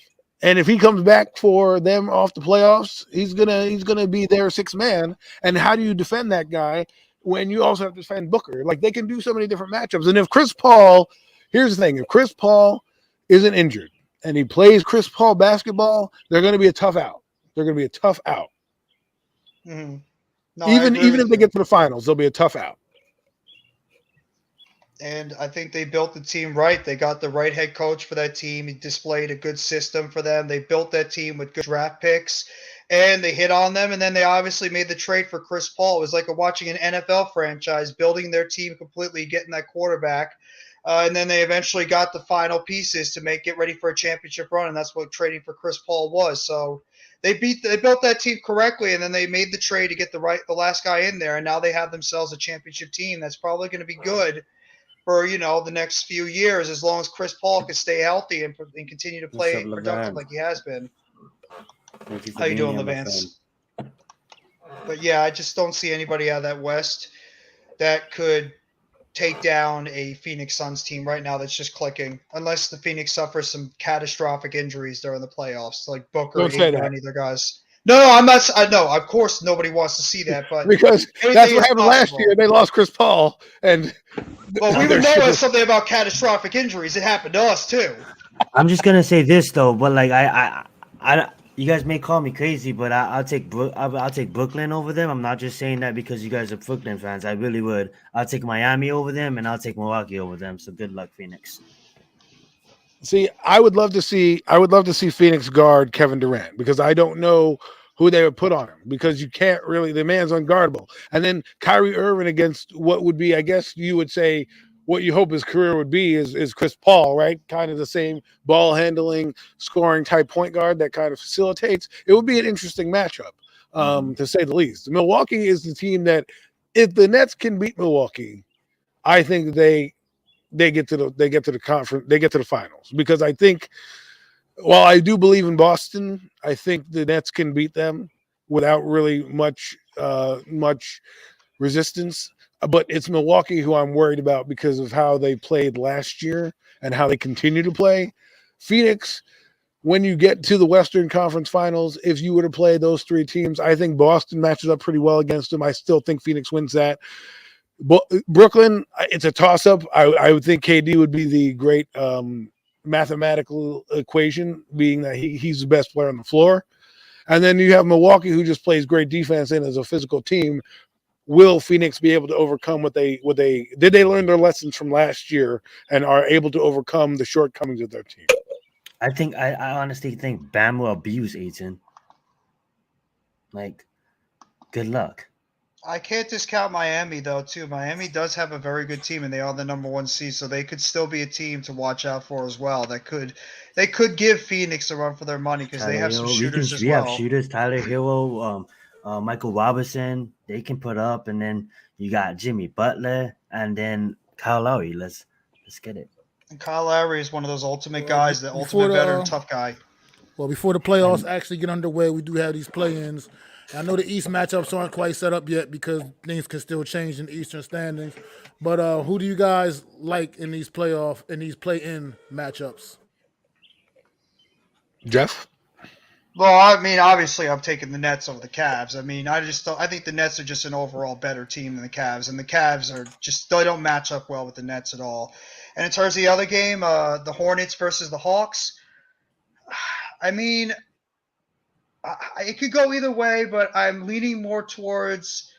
I don't know. I'm leaning more towards the Hawks because I just think Trae Young has just got that killer instinct inside of him, and I think he's going to be able to find a way to get it done against them. So I'm not sure who's in the West playing games. I know the East. I haven't seen who's in the West ones, but yeah, I'm going with the Nets and the Hawks to win in the playing games in the East. See, I'll take the Hawks because of what you said with Trae Young. I absolutely love that kid. I think he's got the dog mentality that you're always looking for in terms of we're always doing it, right? We need that killer instinct. He's got it, right? For me, the Nets, I don't even think Cleveland has really a chance. I know they have some defensive players. They're going to put up a fight, but the Nets are on a mission. They are on a mission. They got their guy back. They're kind of get him into the system. And if they can somehow, I don't know what to do, inject Ben Simmons with some adrenaline or something and get him on the floor to play some defense, we might actually be hoisting the trophy at the end of this. Wrong, Slay. They do have the center, Andre Drummond. And Nick Claxton is playing some of the best defense he's played all year. So they do have the centers to contain with somebody like Ayton. Drummond will bang Ayton around. I was going to say the Western matchups for the play-ins. On Tuesday, you got the Clippers and the Timberwolves. And on Wednesday, you got the Spurs and the Pelicans. Oh, God. That's tough. I don't like any of these. Spurs versus the Pelicans. I don't either. I don't like it. I mean, I'm just going to go with the Spurs. I like Greg Popovich, and experiences trumps everything. So if he gets his boys fired up and they believe in what his message is, they got there, they scrapped there for a reason. As far as the Clippers go, again, I'll go with the underdog. I like the Clippers. I've always liked the Clippers, minus their owner going AWOL. But other than that, I always like to see them do well ever since they had the knuckleheads back in the day, Darius Miles and Q Rich. So I'd like to see them win. Yeah, I mean, I'm gonna have to go with the. I guess I'll go with the Pelicans too. I mean, I think that Ingram is going to be the difference, I guess, in that series. I think Ingram's a good player, so I think he's gonna be the difference maker in there. And I mean, with the Clippers, they've been another team that's been dysfunctional because they haven't had Paul George and Kawhi Leonard pretty much all season. I think George is back. I'm not sure about Kawhi Leonard, his status, but if he could ever come back for that playing game, I mean. You have two of the best players in the NBA when they're actually healthy. So, I mean, that's going to help put them I think that's going to help put them over in that game. Well, all right, gentlemen. I mean, if you guys, unless you got any thoughts on any final thoughts, Zion, or I'm Gucci. All right, well, we can get ready to Brooklyn. That's my final thought. We can touch on this a little bit since it is the opening weekend of Major League Baseball. Let's go, New York Mets, baby, 3-1, winning that series against Washington. Wish they could have got that sweep today, but came up a little bit short. Had to step out the house for a minute in the bottom of the seventh. We were up 2-1. And next thing I know, come back home and we lose 4-2. So It is what it is. Yankees undefeated also at 2-0 right now, I believe. And any thoughts? Start with Jeff. Well, I mean, coming into the baseball season this year, both the Yankees and the Mets had very high expectations because of the teams that they put around them. The Yankees obviously having that ready-made team already there. It's just the question with the Yankees always was coming down, can Garrett Cole regain his form that he had when he was in Houston after that whole spackle or whatever it is incident with the tar? He hasn't really been the same pitcher at all. He's been pitching to a little bit over his normal ERA that he was before. And the rest of that pitching staff is very suspect. I mean, what are you going to get from a Luis Severino as your number 2 starter who's missed more time than he has pitched in games in these past 3 or 4 years? And then the whole Aaron Judge saga that's going to be over this team right now is with the whole contract situation because they didn't have that thing wrapped up. So I think the Yankees will be a good team this year. it's just, they have a lot of competition in that AL East, with Toronto pretty much loaded up, ready to go on a big run this year. Boston's always a good team. And then Tampa Bay is always that little pesky team that just seems to always just be around, like nipping at your legs all the time. When you think they're going to be gone, they always seem to rise up. And in the NL East, with the Mets have put it together a team right now where they have to be a lot better than they have been these past few years. They made some good acquisitions, getting a Marcana, getting a Starlin Marte, getting an Eduardo Escobar. You having the Francisco Lindor coming off a bounce-back season. You got Max Scherzer, one of the best pitchers in baseball for years. You just acquired a Chris Bassett, who had himself a heck of a game, pitching 4 or 5 shutout innings. You got Pete Alonso there. You got Francisco Lindor, Jeff McNeil. You got Brandon Nimmo at the bottom of the lineup. You got pieces on this team where they should be able to compete. And you got Stevie Cohen's beautiful big money sitting there that if they need to make a big trade or anything to help improve this roster even more, they can do that. And then you got Buck Showalter, a guy that has proven to be one of the best managers at helping mold some of these teams together, and a fiery guy that has seemed to be lighting a passion in this fan base. Not only this franchise and this team, but this fan base right now. It's the most confidence I've seen for the Yankees and the Mets for a while, especially the Mets. So I'm I think glad both you touched teams. on Showalter. I'm glad you touched on Showalter, Jeff. I'm sorry I didn't mean to cut you off. Go ahead. No, go ahead, man. I was gonna say, because that to me was the acquisition that mattered the most this past off season, man. Showalter, man, the way he's been utilized, setting up his lineups throughout this I know it's only been the first series of the season, but the way he set these lineups up night in and night out, he's utilizing everyone. He's getting, pretty much you got your couple staples. You got Alonso and Lindor. They're pretty much going to be in lineup damn near every single night. But everybody else is damn near interchangeable in that lineup, and he's been interchanging. He's had 4 different DHs already in all 4 games, 4 different DHs, for instance.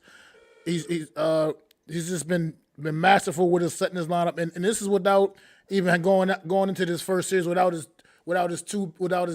ace, Jake DeGrom.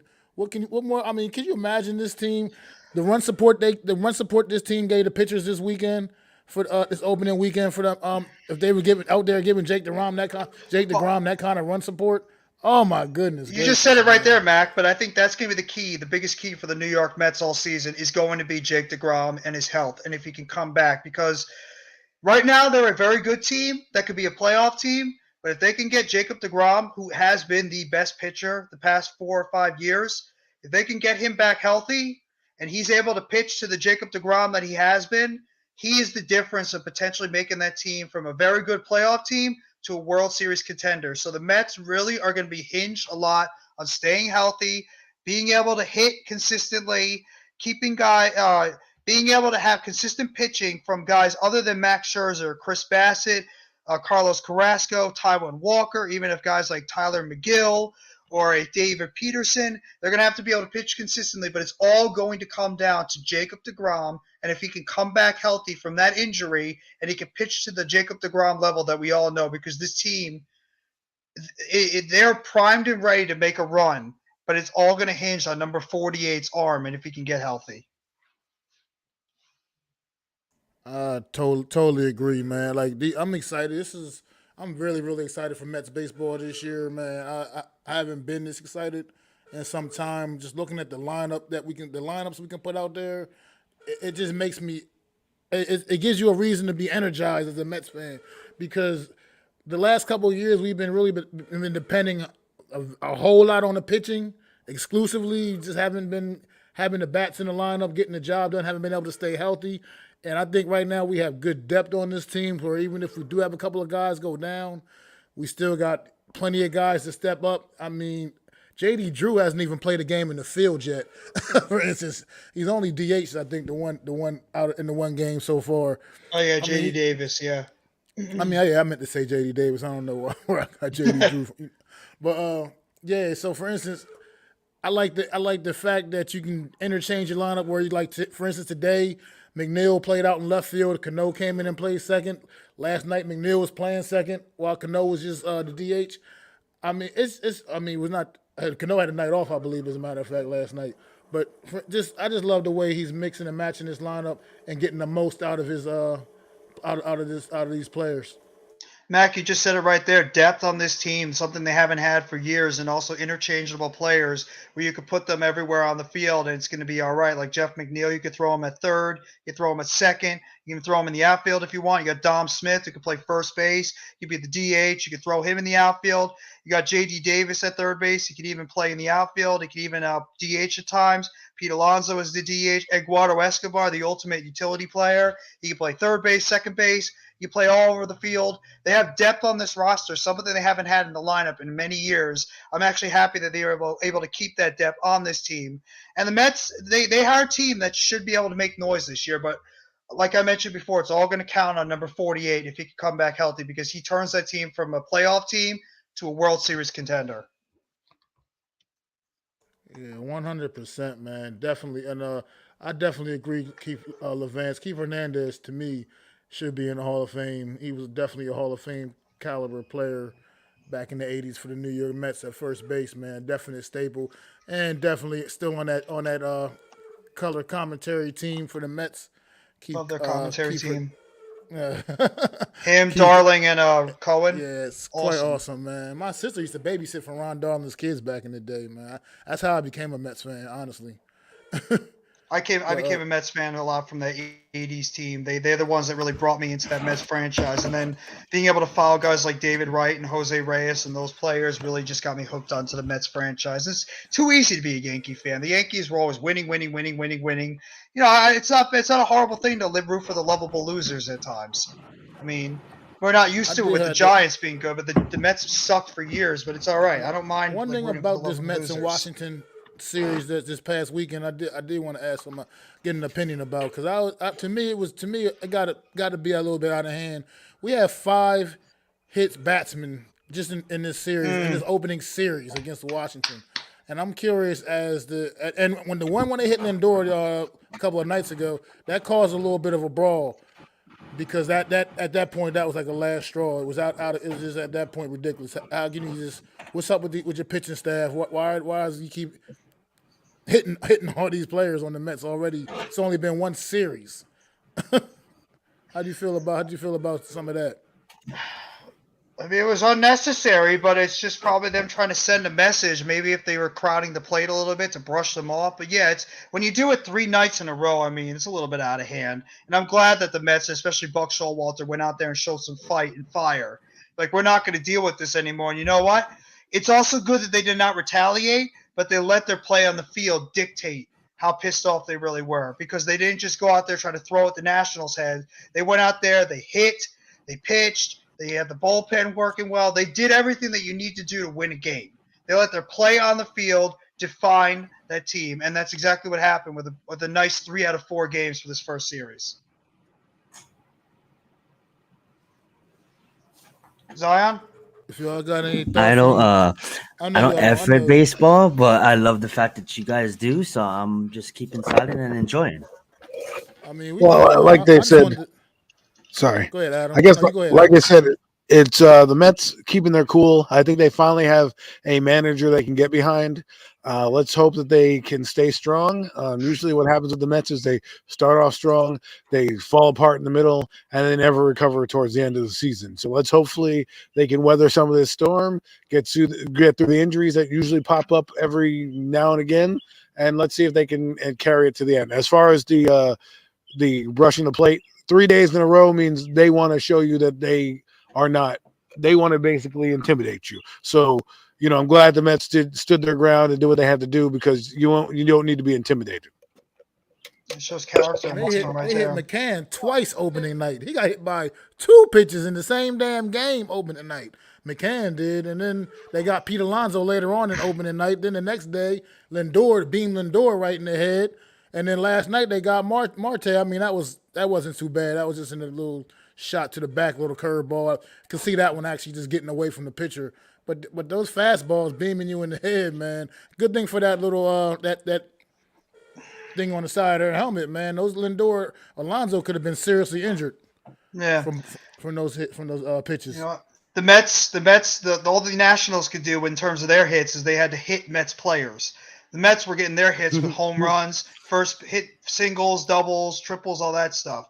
So what happens What happens when, like, say, like, this is obviously professional. I might sound like a rookie, but like, okay, so obviously this is a professional league. But what happens when, like, a pitcher throws the ball and he hits the batter? Like, do they automatically walk? Yeah, it's an automatic walk when you hit a batter. And is that what you mean by that, Jeff? Well, when you throw it at a hitter and it does make contact with them, yeah, the first baseman the batter is awarded first base, and then they give a warning to the pitcher, just don't do that again. And if they do it multiple times normally, and especially if it looks intentional, they eject them. It has happened many times before. Gotcha. Or if they throw at if they try to throw at the batter intentionally, they do eject the pitcher, and sometimes even the manager when he gets out of line. In all sports, like sometimes pitchers just have an off game. You know what I'm saying, right? Oh yeah, it happens all the time. Yeah, but their stuff's just wild. They play so much games though. That's crazy. These guys grind, man. Salute to baseball players. They really out there grinding. Like they're flying across country. Like they're playing so much games. Like I get it. All sports fly across countries, but I don't think as much as baseball players, man. No, it's a 162 game grind every single season. Yet I'm on the DL with a blister. Give me a break. Well, that has happened too.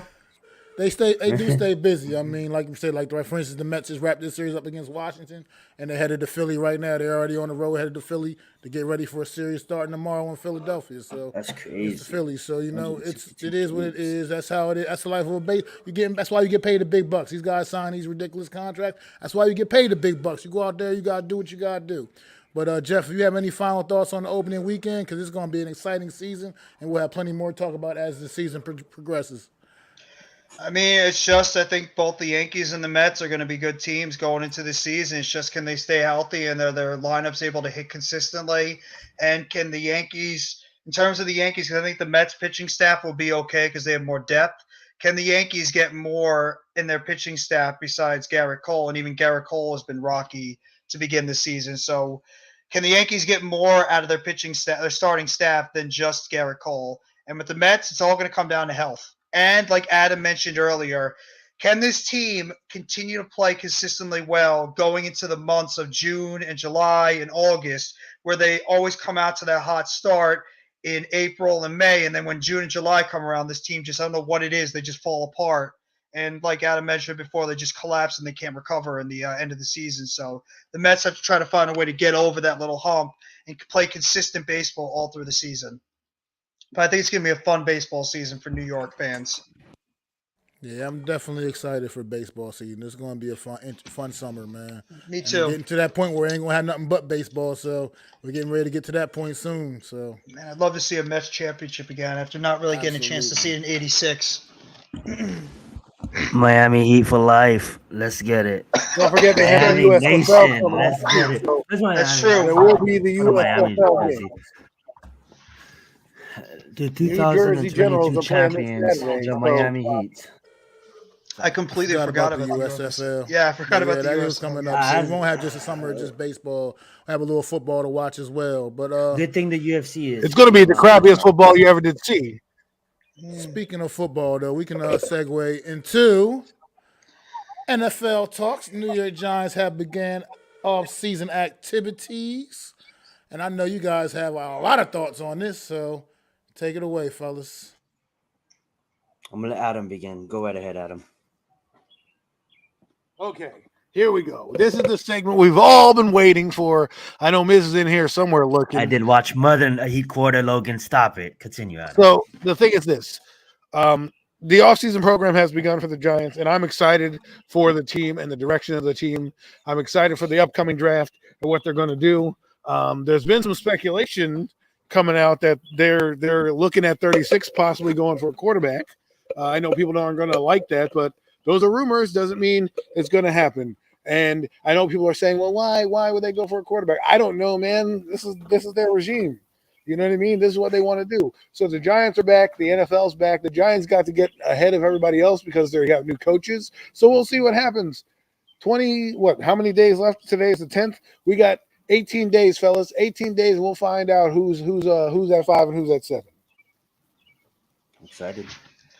Man, anytime you can see the offseason workouts starting, you're just you start getting that excitement going on. Like football's starting to come back onto the horizon in a way. And I mean, like Adam said, the draft is coming in 18 days. We've been talking about this for months. Who are the Giants going to take at 5? Who are the Giants going to take at 7? You hear rumors all over the place. Kayvon Thibodeau, Evan Neal, Ika Makwanu, Sauce Gardner, yada yada. Up, blah, blah. Are they going to trade down? Are they going to trade up? Who's going to be there? You know. It's just like, you're just trying to get to the point where, at this point with the Giants, just get to the draft already. I've had enough. I've had the point where I'm tired of talking about the draft, tired of talking about who's going to go where and everything. Just get me to the NFL draft already. I'm ready to find out. I'm ready to get to the draft and to see who we're going to pick, not just in the first round, but where Joe Shane does his best work, those mid-rounds that we have not hit for years, where we have missed for so many years, is those mid-round players that could be impact players on this team, not just as starters, but as good, solid depth guys. And I want to start seeing some foundational players found on this team that we will keep around longer than when their rookie contracts end.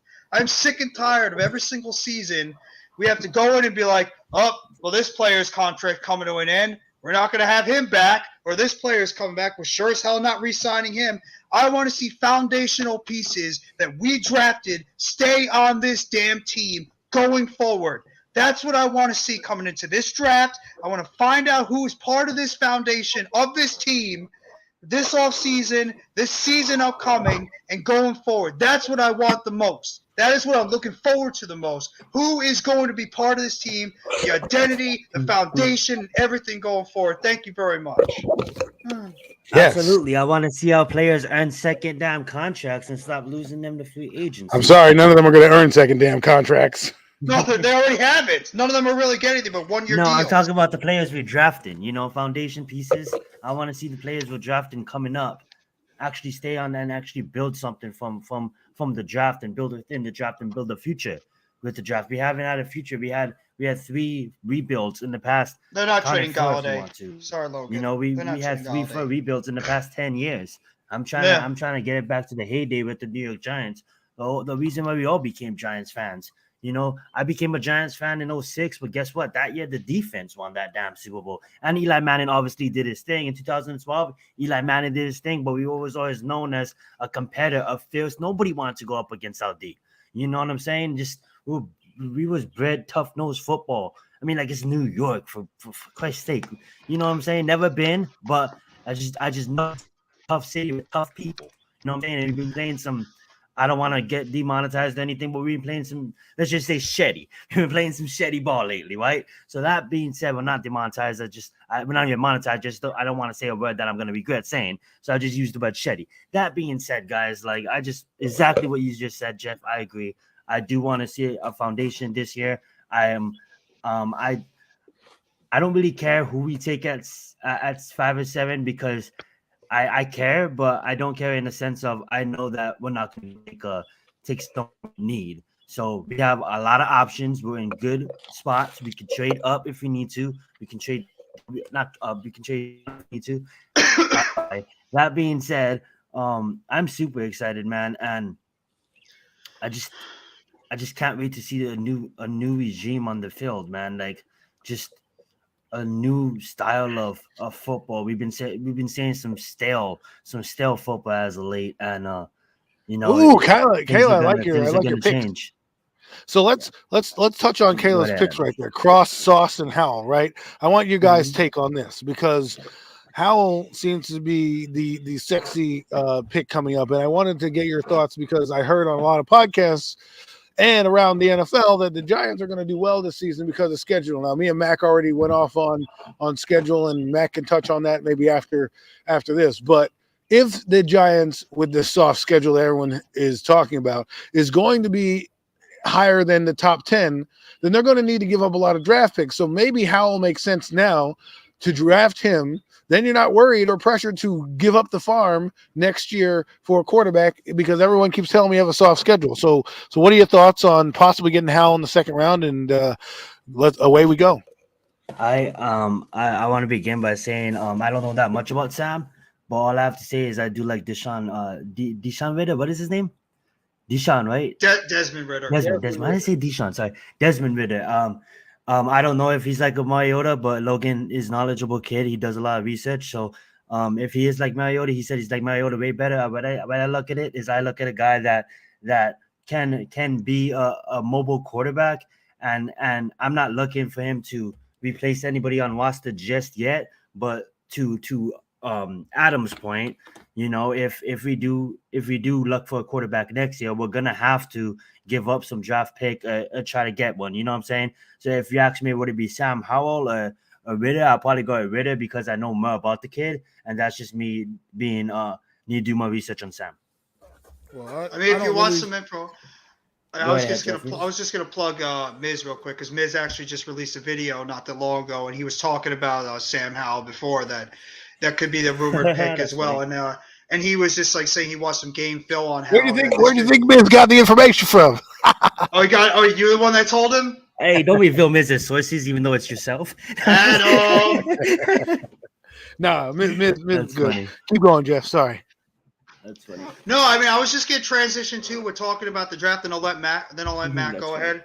I was just gonna say that whoever the Giants end up picking in the first round too, I don't want to hear this fan base going off. If, like, for instance, and I'm just saying it as speculation, so I will go off if they pick a cornerback. No, but I'm just saying if the Giants end up going defense, their two picks. As much as we want that offensive tackle, and as much as it seems ideal that they go offensive lineman with those picks, you have to trust what Joe Shane, Brandon Brown, Brian Dable are going to do because they've had a history. They've all had histories of finding these guys in the mid rounds and even undrafted guys that can come in the offensive line and play well. Now, I still think they're going to go offensive line with one of those picks, but no matter what they do, we have to get behind this regime and just believe that they know what they're doing. They're showing right now that they have an idea on what to do in terms of building this team with literally no cap space thanks to Gettle, you know what. So they're going to try to build this team, with the way they are right now, getting some low-cost free agents, which they have been on one-year deals, getting a lot of cap space coming up in 2023. And you could even, if some of these guys show something during the season, you could maybe even extend them to like team-friendly contracts or stuff during the season with all that cap space we're going to have. And I don't care where they go in this draft. And I've personally said that since the season ended. I don't give a damn who's on this team. I don't give a damn who they draft, as long as it's not something stupid like a punter or something. But I don't care who they draft at 5 and 7, as long as it's a guy that they feel is going to be a foundational part of this team, and as long as it's going to be something that's going to fit in with what they're trying to build with this franchise. So anybody on this team can be here, anybody on this team can go, and whatever they pick, I'm fully behind it 100%. No matter if they go defense twice, offensive line and cornerback, offensive line linebacker, even if they go wide receiver for some reason, I don't care. Just whatever this team does, I'm fully behind the regime, and I'm just going to back them up because I have a feeling I think they have somewhat of an idea of what they're doing to help bring this Giants team that's been an absolute colossal disaster for 10 years, especially last year, back to the franchise that we knew and we're damn proud of being when we were watching this team winning Super Bowls before. And then follow up on that, Well, what look, is it? I was gonna say, look, let me. Go ahead, please. Because I'm still look, as far as those choices right there, cross sauce Hal or cross sauce Ritter, however you want to do it. I'm not the quarterbacks. That, to me, I don't know enough about either one of them to have an opinion, to form my opinion myself about either one of those guys. Cross, I like Cross a lot. If Evan Neal is gone, I still like Evan Neal a little bit better. If Evan Neal is gone, I'm okay with Cross at 5 and 100% Sauce Gardner. Look, I'm good with that, Miz. I know you sitting there no Sauce. Nah, Sauce could be what this defense needs, man. And I just don't want to pass up on a talent like that and watch him go be an all-pro, perennial all-pro, the next Deion Sanders or something to that degree on somebody else's team, and we could have got him. I just feel like we can't pass up guys because you might feel like we don't need a cornerback right now necessarily. I just can't. On generational talents are generational talents, man. And I feel like he's got a potential to be that. Seriously, I I'm okay if we take and with this defense, this style of defense, we're going to need good depth at corner anyway. So you can't have enough good ones, to be quite frank. That's just how I feel about that. And so if Sauce Gardner is right there at number 7, I'd be more than okay with us And with us calling that man's name. Well, I mean, you that's can what I go also fast, Adam. That's what I want to follow up on what Jeff said and what Mac just said. Like, I'm looking at it, and yes, if there's Kevon on the board, if there's Evan, and we take a cornerback at 5, I'll be pissed. But if we legitly can get a guy like Sauce at 7, I just said I don't want a cornerback. But to iterate what they just said, I totally understand why you would. Obviously, I want to believe in our young quarterbacks we have on roster, but then if you think about the Mick Morkindale system and the type of system that he's gonna run, it ain't gonna hurt us to have a elite talent like that. I know he doesn't take a snap in the NFL yet, but he could be an elite talent. You know what I'm saying? So that being said, I'm gonna let Matt go. well, I think we were forgetting to get Derek Stingley. I mean, him running that 4.39 at his pro day. He's very much in the conversation if you're going to go Sauce Gardner. Either one of those guys, to me, fits the bill and fits the need. I think the Howell thing is pretty interesting, only because he's the only quarterback they're looking at, which is interesting, and he fits what Daboll wants to do with a runner and a passer at the same time. Now, are they going to pick him? I have no idea. I just thought it was an interesting rumor to kind of go over, because it's like this is the new age of quarterbacks that we're talking about. We always talk about Daniel Jones, and my definition of Daniel Jones is he's a 1990s quarterback in a 2020 era style of football. I mean, he doesn't do as much as we'd like him to do, but he's better pocket passer than he is a runner. But Sam Howell, not that they're going to pick him again, has that ability to run and make plays. Josh Allen does it in Buffalo. They're going to design runs for the quarterback sometimes, almost like and I don't know if you guys. I'm going to go down memory lane here, but Mac, you guys remember Steve Young, right? Jeff, Mac, and I think maybe Absolutely. Zahn, right? Yeah, Of course. a little bit. Yeah, but I know who he is. Absolutely. Steve Young played out of his era, right? If he played in this era right now, he'd probably be the best quarterback in the NFL, because he's doing all the stuff that we're seeing now with quarterbacks, right? He made, and Steve Young's not my favorite quarterback, but I bring him up in this scenario because I had a conversation about this morning, and it's like Steve Young would be that guy now. Like, we're seeing them all run around the field and be actual players on the field. And this is why I tell you backup quarterback is needed now, because these guys are going to go run these quarterback draws and everything like that. Some linebacker is going to be like, oh, I'm going to go play hero ball. I'm going to go make a name for myself. I'm going to go take out Josh Allen. You know what I'm saying? Or I'm going to go take out Daniel Jones. So that's why I'm saying these quarterbacks, the new era of football is to run with these guys. And Sam Howell, Desmond Ridder, they can all do things that Daniel Jones is limited in. And this is totally off subject, but didn't Steve Young, he threw at his left arm, right? Like Michael Vick, huh? Yes, He he was was a a left-handed lefty. quarterback. Steve Young was a lefty. Yes. Mhm. And I could tell you right now, too, if we do end up getting a Sam Howell in the second round, everybody that's a Daniel Jones fan better start saying goodbye right now, because his days of being the quarterback are pretty much as numbered as anything. All I do know about Sam Howell is his name was he was ranked really high last year. Like in the projections, the next quarterback, his name was up there. Like if you look at all like the old mock drafts from last year, not mock drafts, but like 2022 projections, Sam Howell's name was in the top 10 players.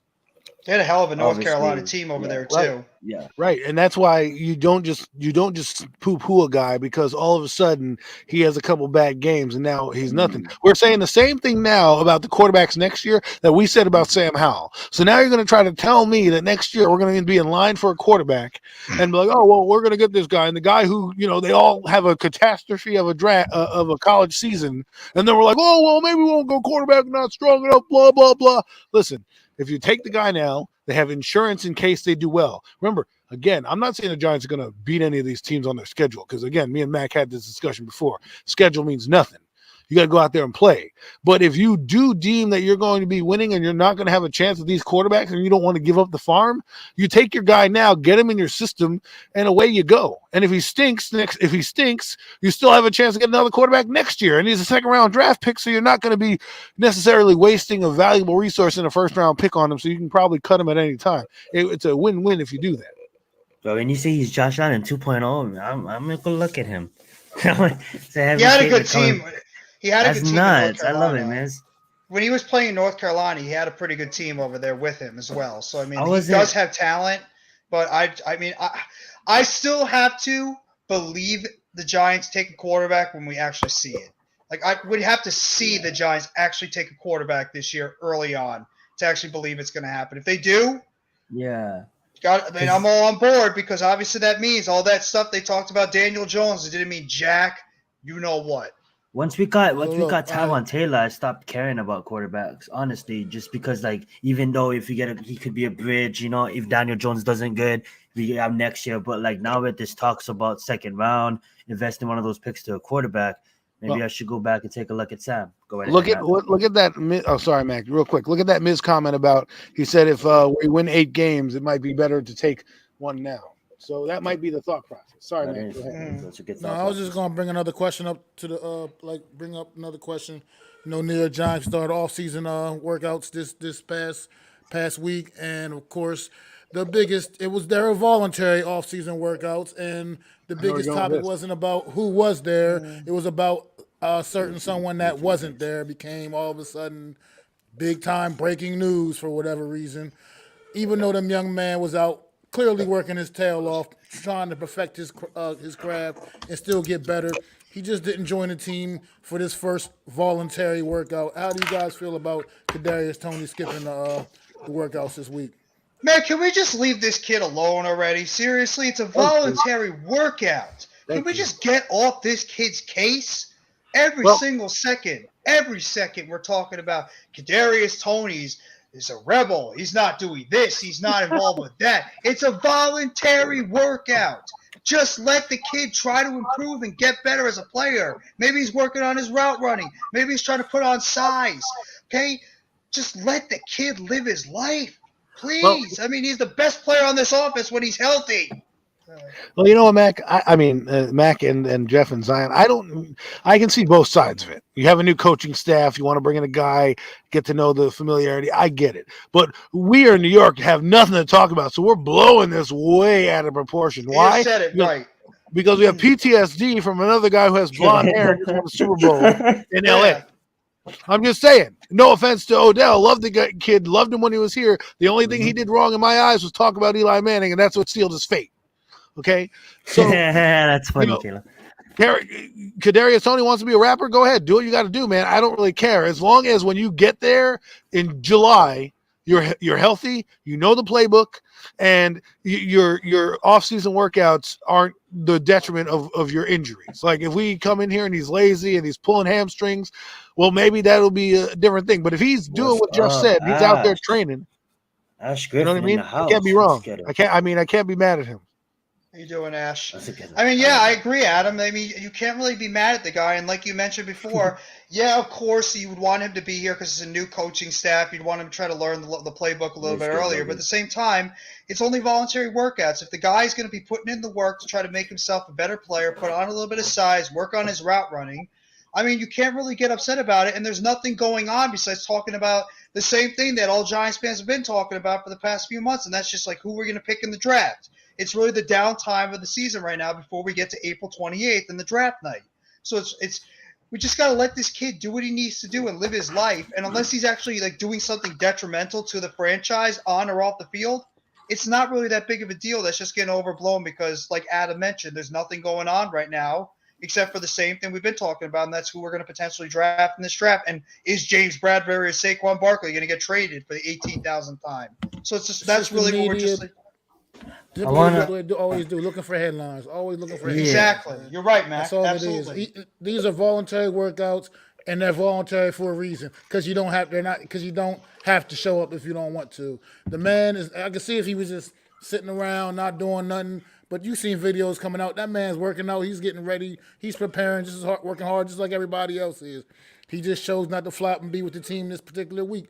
And now, if he starts blowing off mandatory workouts and mandatory sessions, that's when there's a problem. You know what I mean? But until stuff becomes mandatory and he's blowing that off, I don't want to hear about a guy not showing up for a voluntary workout. Because we have a lot of, in life, we have a lot of voluntary things, and we decide whether or not we want to do them or not. And so it should be no different with this kid and whatever he's doing. I understand it's a new coaching staff and a lot of new teammates.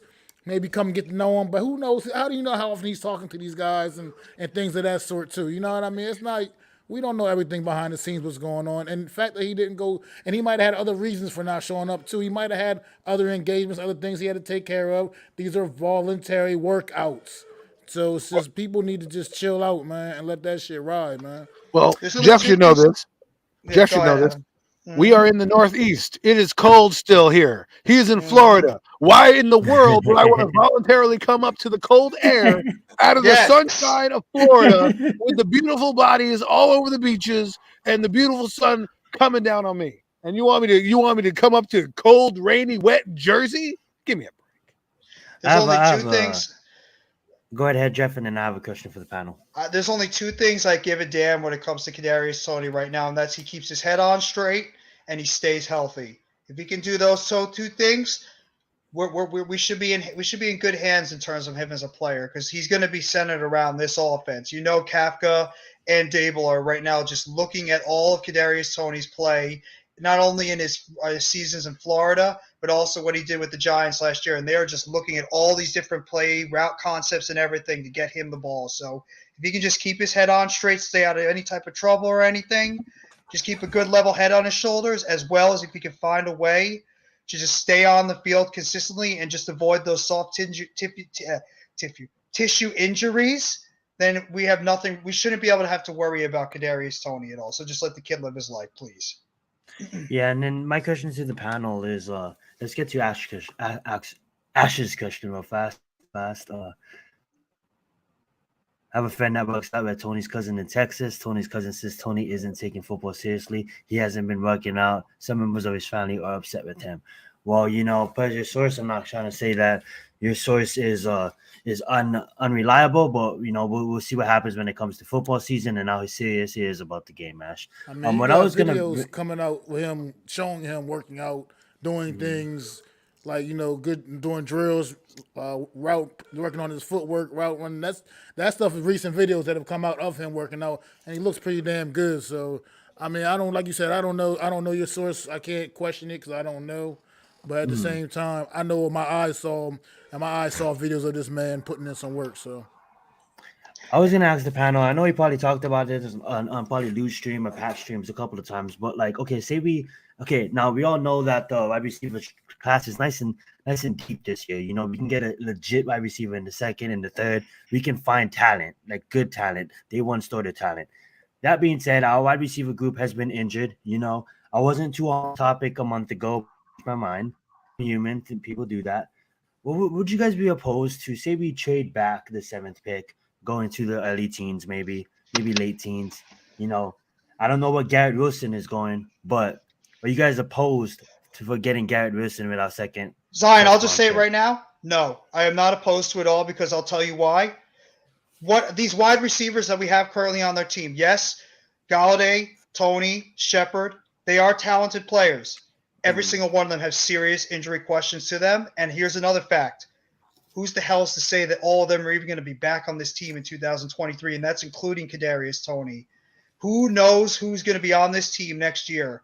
And you have to think of forward thinking when it comes to every single position, including the wide receiver position. If you see a wide receiver that has the upside of a Garrett Wilson, a Traylon Burks, Jameson Williams, any of these guys, and you feel like he's going to help your team, not just in 2022, but going forward, you absolutely, if you trade back, you get him in here, because you don't know what's going to happen during the season. What happens if in training camp or in the preseason or even the beginning of the regular season, maybe Shepard's not ready.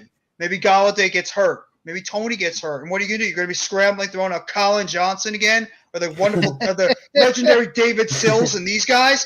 I have no problem Austin Prohl, baby. Austin Prohl, exactly. I have no problem if they draft a receiver in the first round, in the mid rounds, because we have to think forward thinking. You have to think beyond 2022. And when fans are saying, well, we don't need a wide receiver. We got Kenny Galladay. We got Sterling Shepard. We got Kadarius Toney. We even still freaking Jerry Slayton on the team. We still have to think about beyond this season. You can cut Galladay after this season if he doesn't play well, and also you can save cap money if he doesn't, follow into your plans for after that. Sterling Shepard, we all love the guy. He can't stay on the field. You can move on from him because he's a free agent next year. Darius Slayton, he should be gone already. I'm sorry to forget hell this. off this team already. And if Kadarius Toney has issues during the season with injuries and he has some type of attitude problems, or maybe he has maybe doesn't love the game of football, like some have suggested, then you move on from Toney too. There's nobody on this team that who knows. Call out in.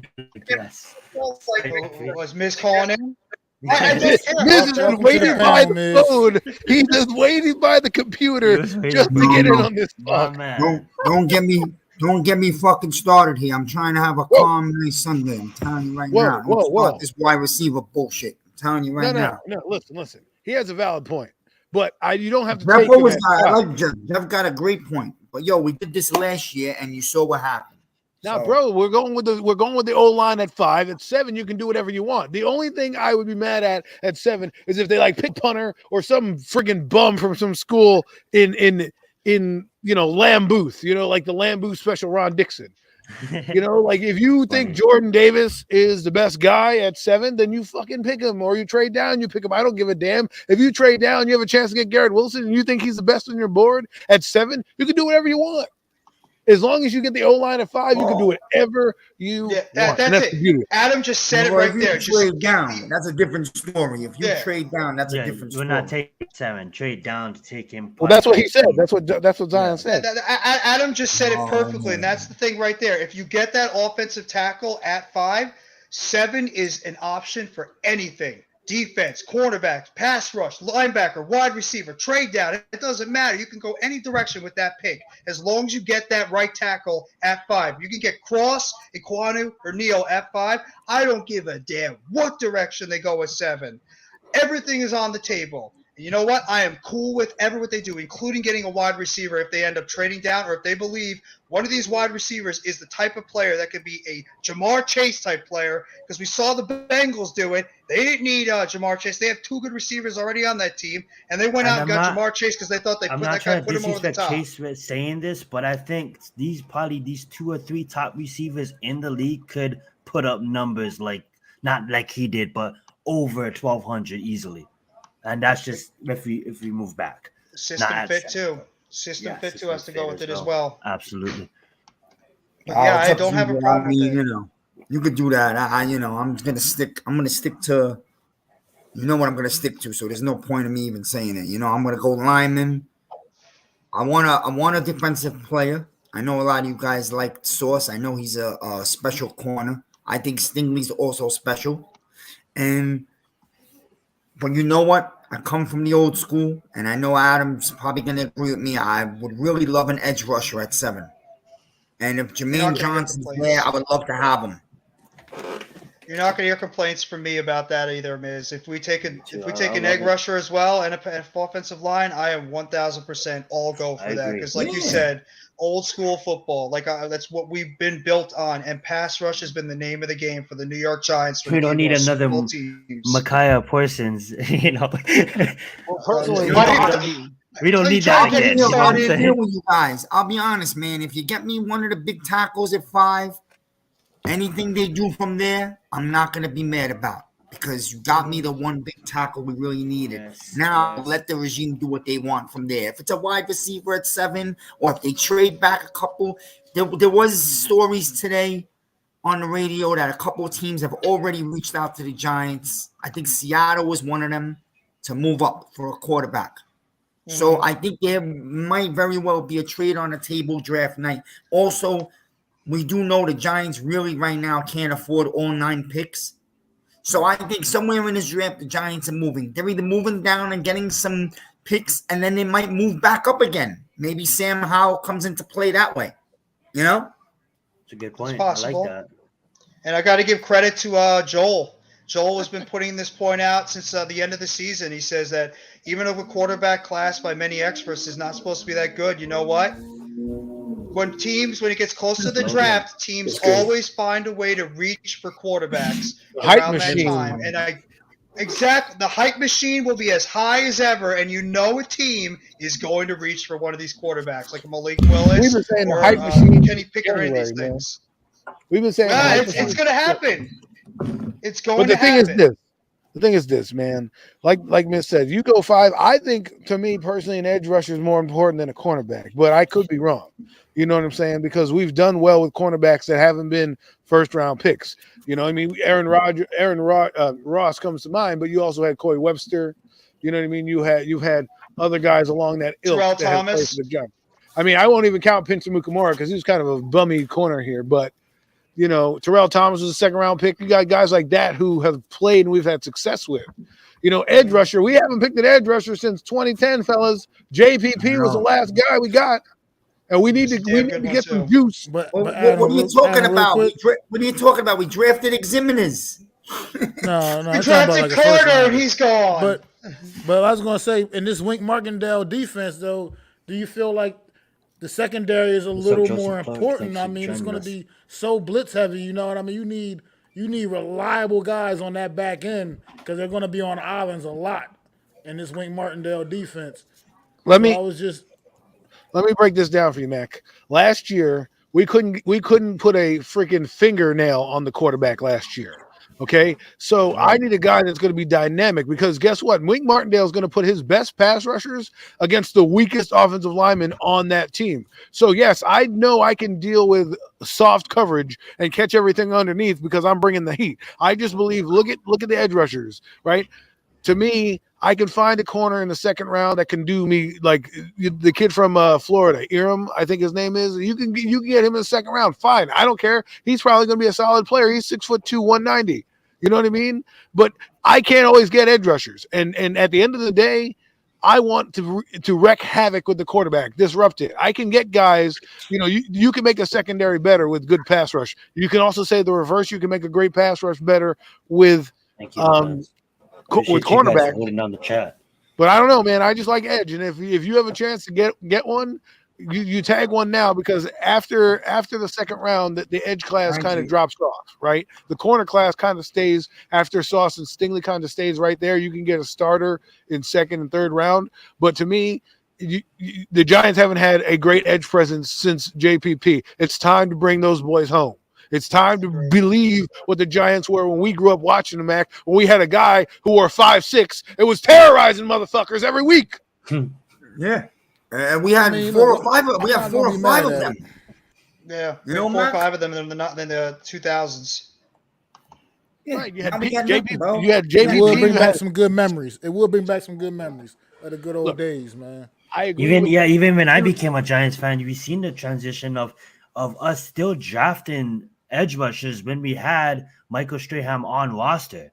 And then the transition, we all watched, we're all Giants fans, we all seen documentaries, and Michael Strahan always used to make jokes about them, calling him old head and trying to push him out of town. And finally, when he retired, they came through and look what they made. They made names for themselves, you know what I'm saying? And then we kind of fall off after that. What I don't want to happen is what happened last year. We decide not to take an edge rusher because maybe his personality is not exactly where we want it to be. And that guy goes off to be defensive rookie of the year. And we're sitting here with Sauce Gardner after pulling 3 hamstrings on our damn field turf, wonder why our team stinks. And this guy goes off and wins defensive player of the year. And we're sitting here next year debating whether we get a quarterback or the best edge player in the draft again because we missed it. Go get your edge player. Go make the defense ferocious. And we'll find a way to make the cornerback position better. I know a lot of you guys have said we have Aaron Robinson, we have Darnay Holmes, we have some guys here. Tyke Tolbert is a good coach, so I think he could take a second round pick and put him in there and lace up their boots and do well.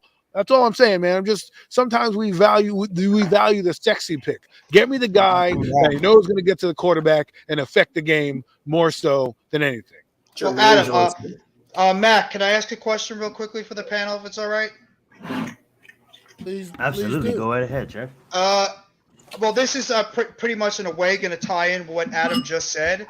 What do you guys think, and this is for the chat as well, the percentage chances that both James Bradbury and Saquon Barkley will be on this team coming to the draft and after the draft? Because that's been the two guys that have been the subject of trade rumors this entire time, whether they've been in the rumor world pretty much, where no matter what the beat reporters or anybody says, they can all be saying this guy's not getting traded, it looks like this guy might be staying or traded, whatever. Rumors are all over the place that these guys could both possibly be on the move. So what do you guys feel on the whole Saquon Barkley and James Bradbury situation? And will both these guys be on the roster? Will they both be traded? Or will one be here and one's gone? I just want to hear the opinions from you guys as well as from the chat. Well, I think Saquon Barkley 100% going to be here because I feel like they're not getting any serious enough offers for him anyway. So I feel like they're not going to give him away to anybody just for nothing. So I believe Saquon's definitely going to be here basically for that purpose because people probably been lowballing them on deals, on offers trying to acquire Saquon Barkley. James Bradbury, this thing has been drawn out all offseason so far. It's looking like, honestly, that they're going to end up figuring a way to maybe restructure this guy, keep him here, which I'm not mad at. I won't be mad at that one bit. You know what I mean? So if they can figure out a way to restructure that contract some kind of way and keep him on board here, that'll work out because I feel like if he was going to seriously get traded at this point by now, it would have probably already happened by now. I just can't see it all of a sudden being able to pull this deal off after the draft. All of a sudden, when you can't pull it off now, I just don't understand. I'm not sure what the offers they're getting for Bradbury. What's been holding this whole process up, but it's looking like he's more likely going to also be here, hopefully for this season, because then that opens up once again more to what you can do in the draft with those top two picks. As far as those top two picks go, I'm good as long as we get a couple guys in here that are players, man. Honestly, at this point, we've missed on so many draft picks, especially the top draft picks, man, lately. That as long as we get a couple of guys in here that are absolute dogs that can get out there and get after it, no matter what position they play. To be honest, man, I just want to see that. I want to get that out of this. I can't right now. I believe Bradbury and Barkley are going to be New York Giants in 2022. Just the way things are looking right now. Adam? Go ahead, Adam. Adam, you're live? Go right ahead, miss. All right, look, my thing is Barkley will be here. I think Barkley will be here to see what Barkley can do behind an O-line. And I think I'm going to make a prediction. I'll probably be wrong, but I'm going to make a prediction. Bradbury gets traded on draft night. And I think it'll be part of a package. That'll be part of a package where we get to loosen up some of our money, and it'll be a way of us either sliding back or moving up in the draft to get somebody. I think him and Nick will be traded for us to maybe move up some spots. I could see something like that. Yeah, I'm gonna have to. That makes sense, Miz. I like that. I'm gonna have to agree with both gentlemen, but I do think Barkley's gonna be here. Like I had that thought too. Like not basically about the draft, but just we still have some time to see what happens with Bradbury. I'm 90% comfortable that Barkley will be here. I'm like 60% comfortable that Bradbury will be here. I guess like Miz just said, something could happen that he could still get traded. We still have some time. Logan? He said he'll be right back. Okay. Adam, are you still there? Yes, I'm here. To me, I think Bradbury's gone.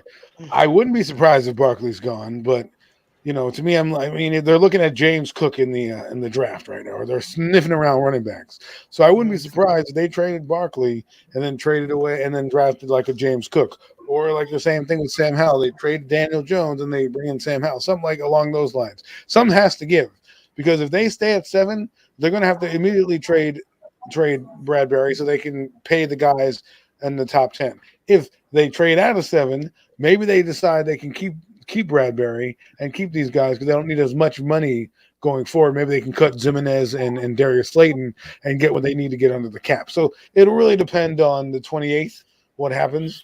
who's going to call, who's going to be desperate. The Giants need draft picks. I think they need at least 11. They have 9 now. I think you need the reason I want more picks is more bites of the apple for this foundation. Maybe you get an extra second round pick. I pick up a Leo Chanel. I get an extra second round pick. That there goes my corner or my safety that I'm going to need. Right? We shouldn't be married to guys the way we are. I think Giant fans, we get too married to guys. Barkley's good. Okay, he's good. What has he done for us? We lost with him. We're going to lose without him. Yeah, Adam's right. I agree. We do get I attached just to wanted players to too throw much. something in. I agree Well, with you that, go, but I was Jeff. going to say Just my go, only you thing can- with like I said with the Barkley thing is I think it's really all about value. I think Joe Shane's not going to just give this guy away for peanuts. You know what I mean? You got to respect the talent that this man is, and you're not just going to throw some little third round pick out there and think we're just going to give you Saquon Barkley for that. I think that's really the thing that's possibly holding up any kind of a Barkley deal. But Mac, let me ask you this real quick.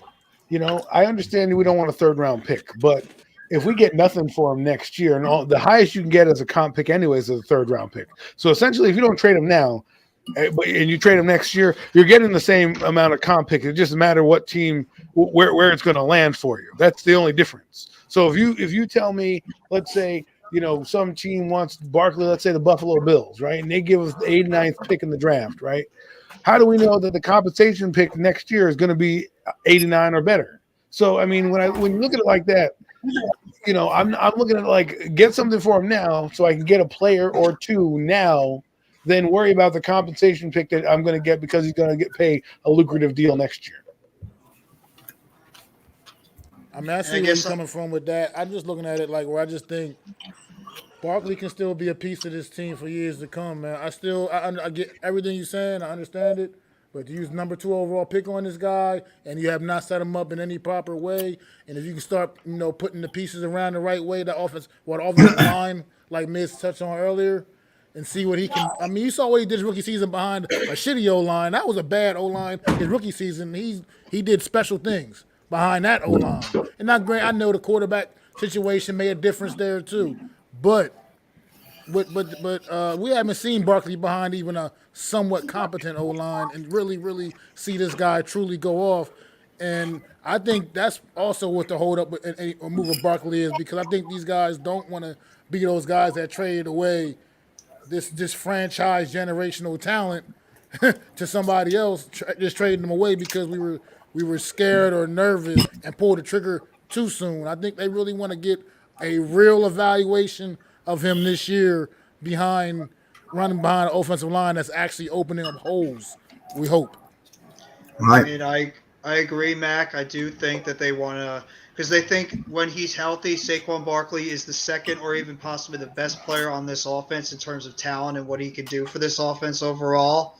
But I mean, I think this is Barkley's last year as a Giant. I just don't know or don't see him staying with this team beyond this year. As much as we all like Barkley, the type of guy he is, the type of leader he is, the type of player that what he shows to this organization in terms of class and everything, I just don't think he's going to stay here because of what contracts are like with running backs and how they break down over years. And Barkley's had a propensity of just getting injured way too much. So unless Barkley has a good year and he's willing to take not an astronomical, crazy deal to stay with the Giants beyond 2022, I think we're just pretty much like going to just enjoy Barkley playing this year and just get ready for a swan song, because I don't think he's going to be here. If he makes it through the year.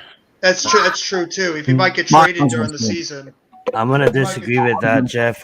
This is kind of a bold take, but at the end of the day, like this is me just probably being biased towards Barkley because I really enjoy him as a player, and this is just me probably being just a Giants fan.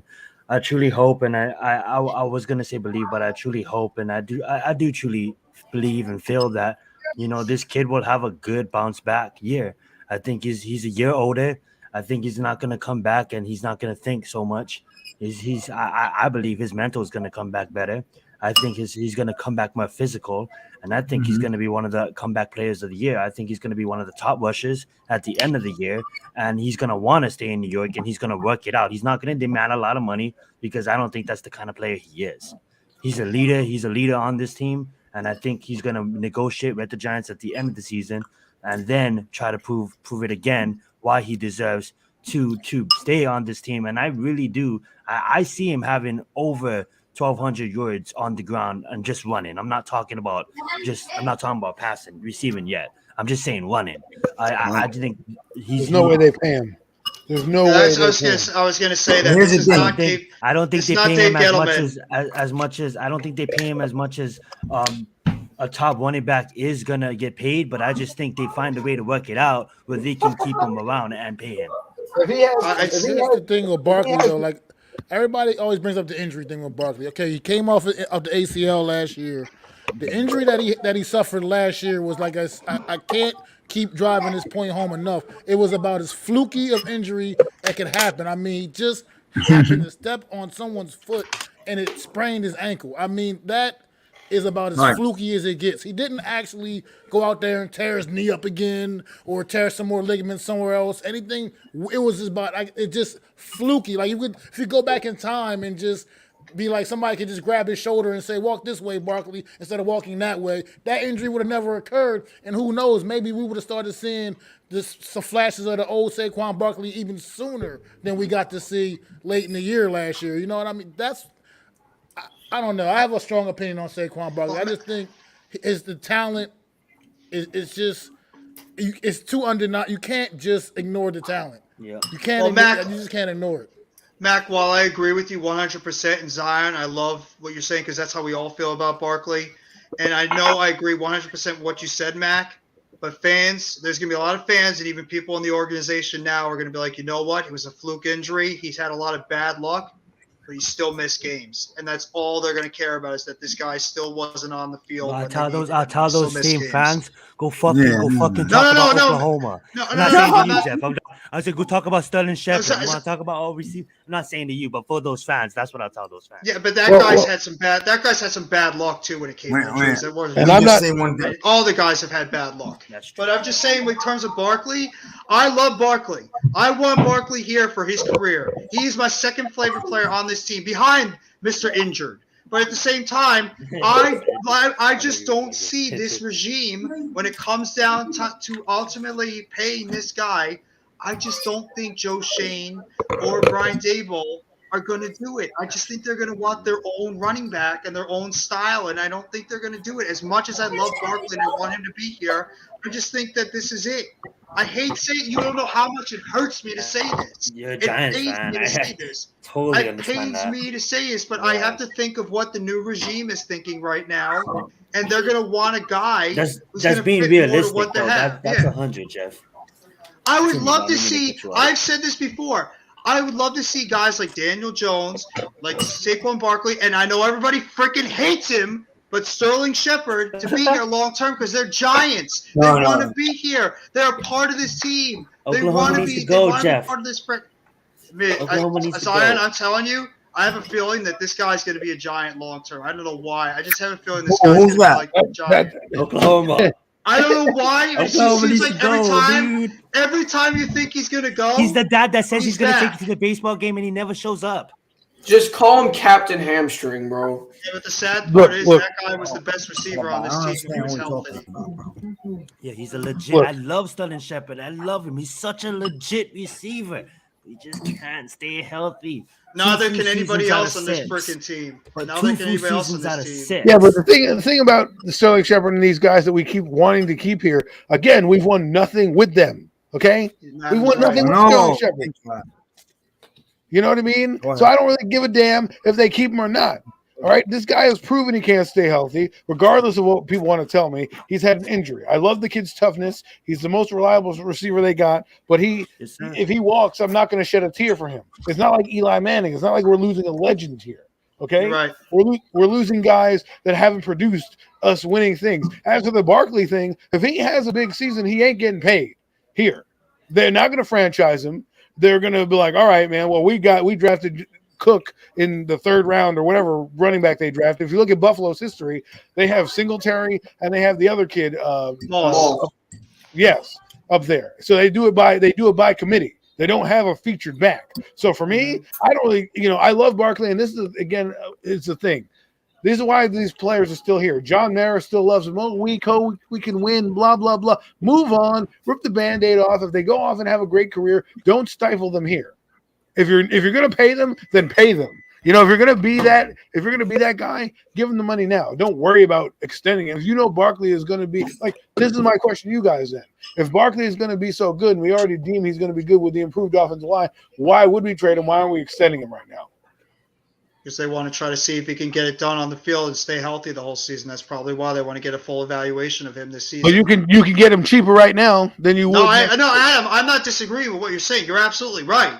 That would be the ideal thing to do, but I just don't think, like you've been saying, I don't think they're going to pay him. I just don't see Barkley here after the season. He has something to prove. How about it? How about have something to prove? Yes, he has to prove. Got to go out and prove. Now, how about if he goes and for plays 17 next year, has a big season, has a real good season, because it usually takes 2 years to be fully healthy off of that injury. So I think this year you're going to see a real healthy Barkley. Plus, we're going to have a real O-line. We never had that either. That's 2 pluses right there. And what if Barkley has a good season? The Giants win 8 games. And under this new coaching staff and GM, he sees that the Giants are finally headed northward. And he stays here for a little less, say $10 million. And he's think good about on him. that? I mean, no, I have thought about that, and that is absolutely possible. It could happen. If it is, then you know what? I really Barkley is that type, but he's not.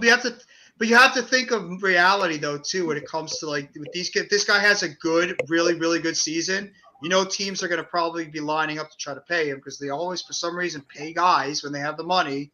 Well, and Barkley's going to want to evaluate his market too. This kid's living the dream. Yeah. This kid's living the dream, man. He's playing in his hometown. Yeah. He's playing for his hometown team. You know what I mean? Everybody doesn't get those opportunities in life. You know what I mean? So, we have to all wait and see. We don't know how this is ultimately going to play out. But I'm very, very pro Saquon Barkley. Maybe call me. I'm just a huge fan. Well, the other scenario is that they don't even let it get there. He starts the season out. And as a huge fan, like I don't want to speak out of my 4 or 5.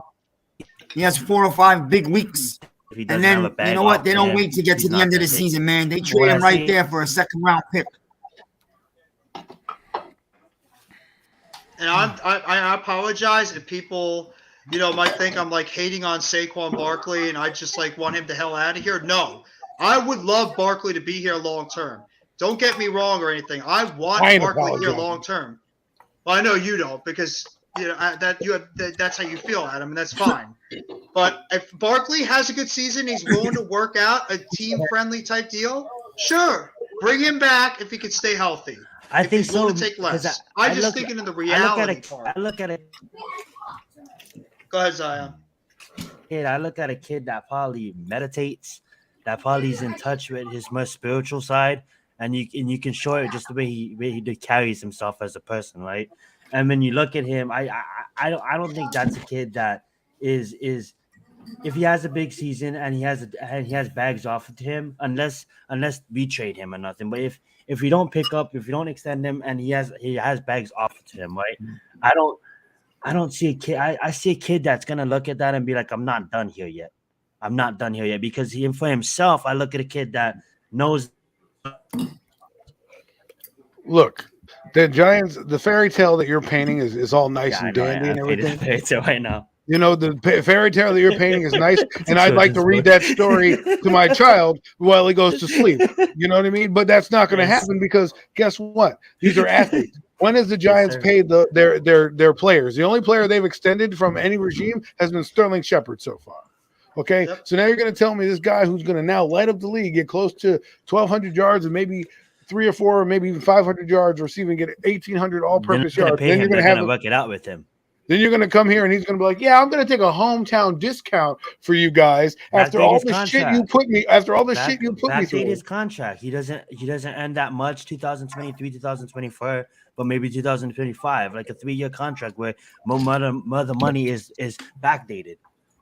Listen, if I'm Saquon Barkley, I'm not taking the hometown discount and staying here, slogging through my career, hoping this team gets good enough for me by the time I'm in my 10th year to make a Super Bowl run. Give me a break. Some big team's going to come in here and say, listen, man, I got your fast track to a ring right now. You want to come on? Same a la Odell. Maybe Odell's calling them up, say, hey, man, we need a running back in L.A. You want to come out here and join me? We already train out here. I mean, everybody's so buddy-buddy nowadays. Listen, I would love for them to work it out and franchise him, but at the end of the day, you got to look at the proof in the pudding right now. They haven't extended him. They haven't even talked about extending him. And why wait now to extend him if you think he's going to be part of your plans? You do it now. You don't wait.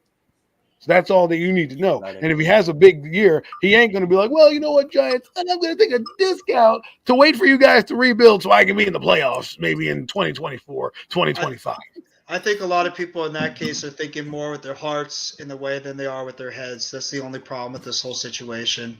And as much as I like Barkley, my head is just saying that this is it. We're just going to enjoy him this season. I think if he has a good season, he's going to be heading elsewhere, which sucks, but it's just the nature of the NFL. I don't even think you're going to enjoy him for a full season. I'm telling you, the best thing the Giants could do is gamble on themselves, and I believe Joe Shane and Dabble, they're good at this. They believe in themselves. So you bring Barkley into the season, he has 4 or 5 big games. We all know that a lot of running backs in the league get hurt throughout the season. You catch a team that's on a run that loses a running back, sort of like the Rams last year, right? Or the Ravens. Boom, you get your second-round pick for Barkley. That's what's going to happen. Excellent point, Miz. That's actually a very realistic thing that can happen. Yeah, see, now that's a fairy tale that can really that can be written. That's something I can get behind. He's sitting here taking a hometown discount in New York because he likes the Giants. Give me a break, people. Come on, man. Here's a has a good ending. It has a good ending, Adam. That's a happy ending. And they all lived happily ever after. A good movie that doesn't need a sequel, you know. The truth also is a lot of these fans, like, they love, we loved Odell, we love Barkley. He has to be here. We can't get rid of him. Meanwhile, we don't win more than 4 games a year. But here's the thing. If the Giants go and draft a Walker or a Cook in this draft, those same fans that are married to Barkley, they'll be thrilled that night. That's the funny thing. That's true. The fans are fickle. They'll turn immediately on a player and go side with a new shiny toy that quickly, and they'll discard the old guy. I'd be thrilled to have like Cook and Barkley both in the backfield. I mean, you got Matt Breida back there now too. We have a pretty dynamic backfield. I'd be pretty good with that. Yeah, and we do need a guy that can run up the middle. We do need a guy that can run north and south. Upgrade your phone for a long Give time. me Jerome Ford from Cincinnati. That dude's a bowling ball. I agree with you guys, but at the same time, I just don't think a guy like Barkley, who knows there's a chip on his shoulder, is going to say to the Giants and turn around, hey, guys, I want to take a discount. No, especially when we're looking at James Cook. You see how they value their players in Buffalo, right? They don't have a lot of all-stars everywhere. What are their all-stars? They just paid Von Miller. They just paid Stephon Diggs. They have a quarterback they're about to pay. The running back is the least of their problems. So if you're looking at that blueprint, that's the blueprint you might want to start to look at coming down this way in New Jersey and in MetLife Stadium, because that's how they're going to think. They're going to want to build the defense. They're going to want to do it cheap. And they're going to want to do it through the draft. Paying Barkley and or paying Jones does the exact opposite of what that plan is right now. You're right, Adam. It's just the reality of what seems to be upcoming soon. I'm not disagreeing with you 100 at all. You're pretty much spot on when it comes to that. Just we got to Unfortunately, we might love some of these guys on this team. You got to get rid of like the attachments to some of them, because there's a good chance a lot of these guys aren't going to be here after the season. Maybe even some of them gone during the season. So I've already come to the conclusion with that. So it's just a harsh reality when you bring in a new regime, and we all knew this was going to happen when a new regime came in. They're not attached to any of these guys. Well, listen, guys, I got to get going. Eat dinner with the family. You eat dinner right here. This is the family right here. You eat dinner right here. Yeah, but do you pay my mortgage? He's got a point there. I can't afford to pay your mortgage, but I can buy you a hot dog for dinner. Great. You're eating hot dogs. I was about to wrap the show up. We've been at 2.5 hours. It's been a great episode of Premium Takes. Thanks, Miz and Logan, for coming on. Jeff, appreciate you, man, for anytime, man. on. Thank you. And we'll be back. You'll catch us all next Sunday once again. Premium Takes. Whose channels are going to be on? It's probably going to be on mine, I think. We're gonna do a midweek pop episode too. I'm gonna talk to the boys. We're gonna have some pop, not pop like in pop music, just pop culture. talk about some TV shows we're watching, talk about some things that's going on in the news and stuff like that. So keep in mind for Premium Take Pop, I'll talk to the boys, and you have 2 episodes coming here shortly. And then I'm also, not to cut you off, Mac, I'm also working on a collaboration with Miz, where me and Miz is going to have a call-in show at least once a week where we bring on fans and we can just talk and shoot the shit. But I know I've been on hiatus of my channel, and I'm getting that back up and running. So stay tuned to everybody here, and stay subscribed to everybody here, and turn that notification bell on, and I'll let you guys finish it off. Yeah, subscribe up to Mac the Giants Fan, Adam Costas, NYG JeffPT 3285, Zion Zenith, Logan Productions, LGZ, and Sevi Mizrahi. Some of the best Giants content creators you will find and part of the Big Blue crew. So thank you very much, guys. Thank you for having me on the Always stream. a pleasure. Just want to Always thank everybody in the pleasure. chat for coming through, hanging out. Levance, Kayla. Who else we got? Who else is Buko, up in there? Out of 'em, Buko, Joseph Clark, Wills, Big Pat was in here. Big Play Slay, Big Pat stopped Ash. through. Appreciate y'all, man, everybody. And this is Premium Takes, episode 14, and it's Mac the Giants Fan, man. Peace. I'd like to thank you all for listening. If you was feeling this, please take time to subscribe and smack them likes. Feel free to drop a comment. Let me know what you think. Don't forget to ring that bell so you know when I'm dropping new content. It's your boy, Mac the Giants Fan. You can find me on Twitter, YouTube, and Facebook at Mac the Giants Fan. That's MACDA Giants Fan.